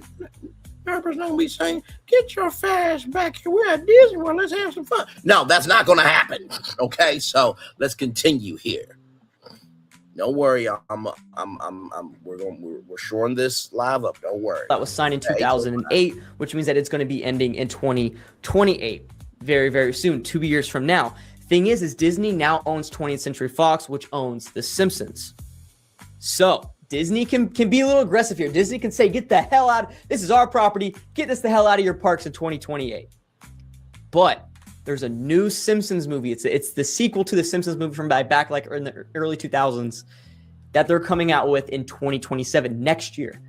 So if you're Disney, the one thing that that's keeping the Simpsons even remotely relevant, a big part of it is the Simpsons land, Springfield at Universal Orlando and Universal Hollywood. And I think there's somewhere else as well, if I'm not mistaken. So Do you want to really rip that from Universal? Because it's no, you don't. You absolutely don't. Now Toon Lagoon, of course, we know that is Jay Whitfield or Jay something, Jay Way or Jay Wow Productions, and then King Features, right? We talked about this when I brought you guys some solutions to Toon Lagoon. I think the best one is to get Tom and Jerry to give Toon Lagoon a new energy, right? Popeye the Sailor Man is no, but also we got Betty Boop, right? We have Dagwood. These are classic cartoons. And I do believe that the purposefulness of Toon Lagoon, the water rides are some of the biggest ones that you are able to cool off with, but also too, just because it's not relevant doesn't mean it's not consistent. And Universal really seems to care about the connective tissue that allows the guests to know that there's always a place for them. So I don't think Toon Lagoon will go anywhere. If anything, it will be structured, rethemed, and refreshed, if anything. I love Toon Lagoon, two of the best water rides to ever exist in Doodly Doo Rides and Popeyes. We love them. Now, the Toon Lagoon's kind of interesting here. We're going to dive into it right now. The whole land is all third-party characters, all third-party comic strip characters and whatever. But the two important ones are J Ward Productions, who owns J Ward Productions. I knew it was J something. Okay, don't at me. Dudley Do Rights, and King Features Syndicate, who owns Popeyes. Now, a guy named Attraction Ideas, his YouTube channel is incredible. Yeah, he is absolutely amazing. We have utilized him many times before. Like I said, I do believe that Toon Lagoon is not going anywhere. So those are the predictions there. Shout out to It's Logan. This is his YouTube channel here. Amazing acting, vlogs, challenges, and reactions. So here he is here. So he's at 945 subscribers, and he's got 62,169 views. So he's definitely on his way to being somebody for sure. All right, y'all. Finally, finally for this part of the live, but then there's one more thing that just broke that I really need to tell y'all about. So here we go.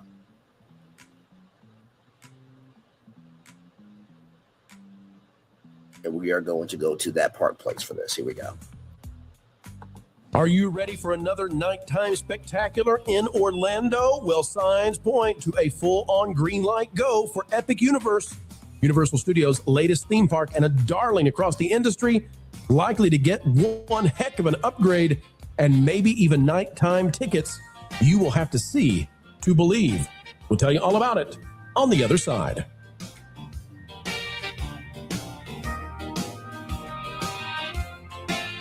It's a great day. It's a groovy day, folks. Welcome back to TPP, where all the news should be fun. And this video, if you're a fun seeker, is just for you. Let's talk about the latest coming to Orlando, to Florida, to the Sunshine State.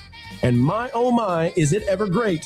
It's Epic Universe, and it's a huge plus. Click the like button, and we must discuss it right now. Now, shout out to WWE Pro. Now, I told you guys about the Cosmos Fountain right here being drained for the upcoming fireworks spectacular Celestial Kiss Goodnight. Now, behind the Grand Helios Hotel is that fireworks pad, right? And they had the hugest fireworks show during the media grand opening.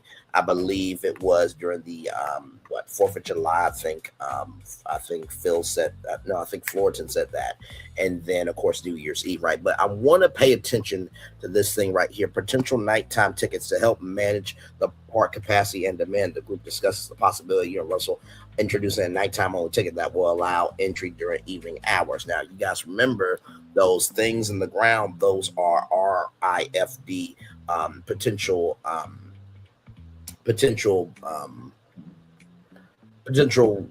readers, right? And they will recognize your face or your uniband, right?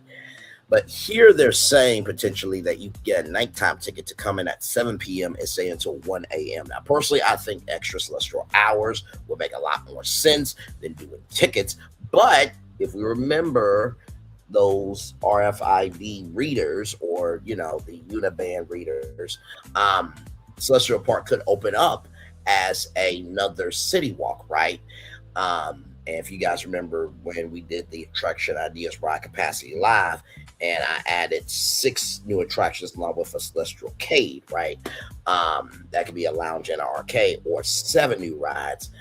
Imagine, if you will, you can walk around Celestial Park, but for the 7 rides for Celestial Park, or the 6 rides with the Celestial Cave would be free. Of course, you got to pay for the games and stuff like that. But Celestial Park will be free, but you have to use your Uniband or to get your face read in order to ride the ride. So let's watch this. Nighttime show, and if they would let this park stay open, maybe even do a nighttime ticket where you can come in at 7 p.m. and stay till 1 a.m. whatever. I think that would help. But I'm very excited about this, Jay. What do you think about Epic Universe and the idea that they might be adding fireworks? And have you heard anything in that regard? The reason why they drained the pool is because some kid peed in it. So Jay, we told you to get out of there. We said get out of there. Leave it alone, Jay. It is not your own personal. What you were doing when you were doing that dance? You were trying to hold it in? No. I hope they put in bumper boats, man. That park needs a good bumper boat. Bumper boats, dodge the fountains. Just kidding. I will say, going to Epic Universe over spring break is, as much as I love that park, it is a nightmare above nightmares. Everything minimum 2-hour wait. Yep.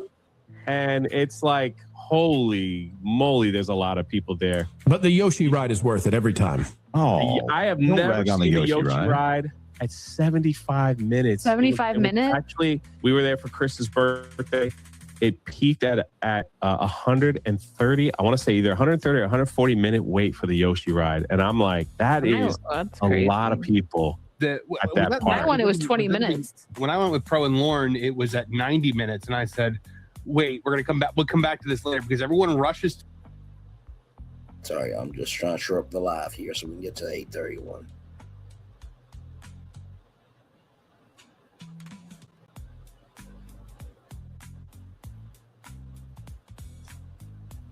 People is that they could be testing something soon at night where you could buy a ticket, like they could open certain portals up, and if you have a ticket, you could go in at night where the portals will open and close for a different type of ticket.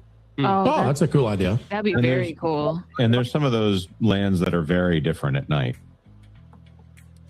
So yes, indeed.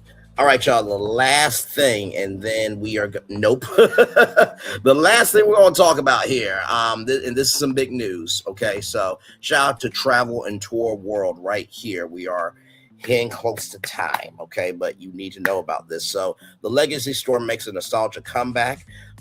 The Universal Legacy Store is returning later this April, much to the delight of theme park fans originally showed in early 2024. The Legacy Store will reopen in the location currently occupied by the Epic Universe Preview Center, which is closing on April 13, 2026 to make way for the relocation.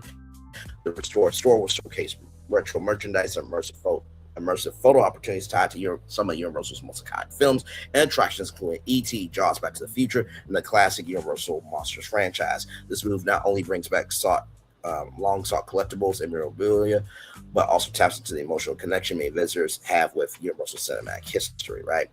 And I did see a post of where are all the nighttime clubs, right? Never say never, right? I do believe that right now City Walk is more about tapping into, bringing in that park energy into the nightlife district. So what experiences can you do? And, to go to a nightclub, that can seem very stacked to people, and people want, active experiences, right? So not saying it cannot happen, but that's the vibe. And then, of course, this is very sad to me. The new location for Five Guys will take over the site currently occupied by the Burger King Whopper Bar. So it will schedule to close on April 21st, 2026. So that will be the last day. I know that there will be a huge line out there for that. And then, of course, Category 10 is a new major entertainment destination. The live music, food, and spirits venue created by country superstar Luke Combs in partnership with Opry Entertainment Group. scheduled for a brand new waterfront location within City Walk. The Orlando Outpost will be the third Category 10 in the United States, joining flagship locations in Nashville, Tennessee, and soon to open venue in Las Vegas. The approximately 33,000 square feet multi-story complex will feature live performances, themed dining spaces, and a variety of cocktail spirit offerings, all inspired by Combs' musical heritage and creative vision. So, and they are expanding more and more and more and more, right? Additional details, opening dates, menus, and programming for these experiences are expected to be released by Universal Orlando Resort later in 2026, giving visitors plenty to look forward to. So that is it for this live. Y'all know I do not rush a daily motor, so I'm going to end it here. One love, much love, all love. I feel the love and send it right back to you. I will see you over here in just a little bit for our Disney live. So give me a couple of minutes, okay? And then I'll be right there. See you guys soon. Bye-bye.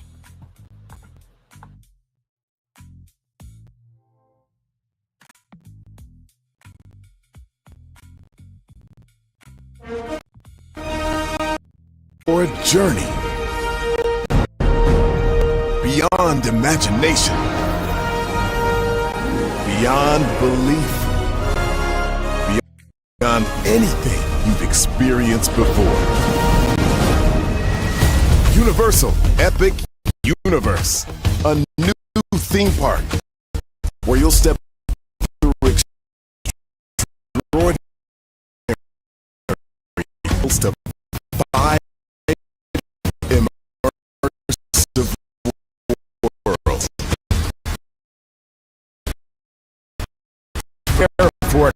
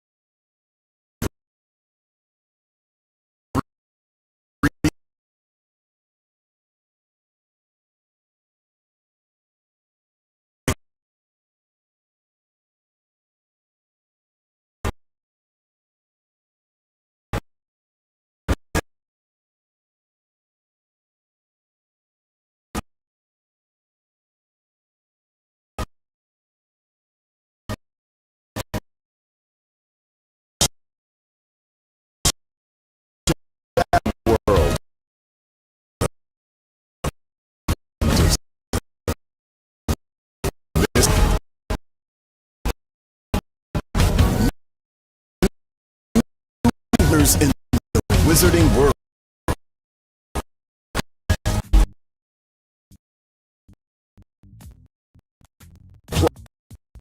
The splendor over all new excitement Orlando Resort with us.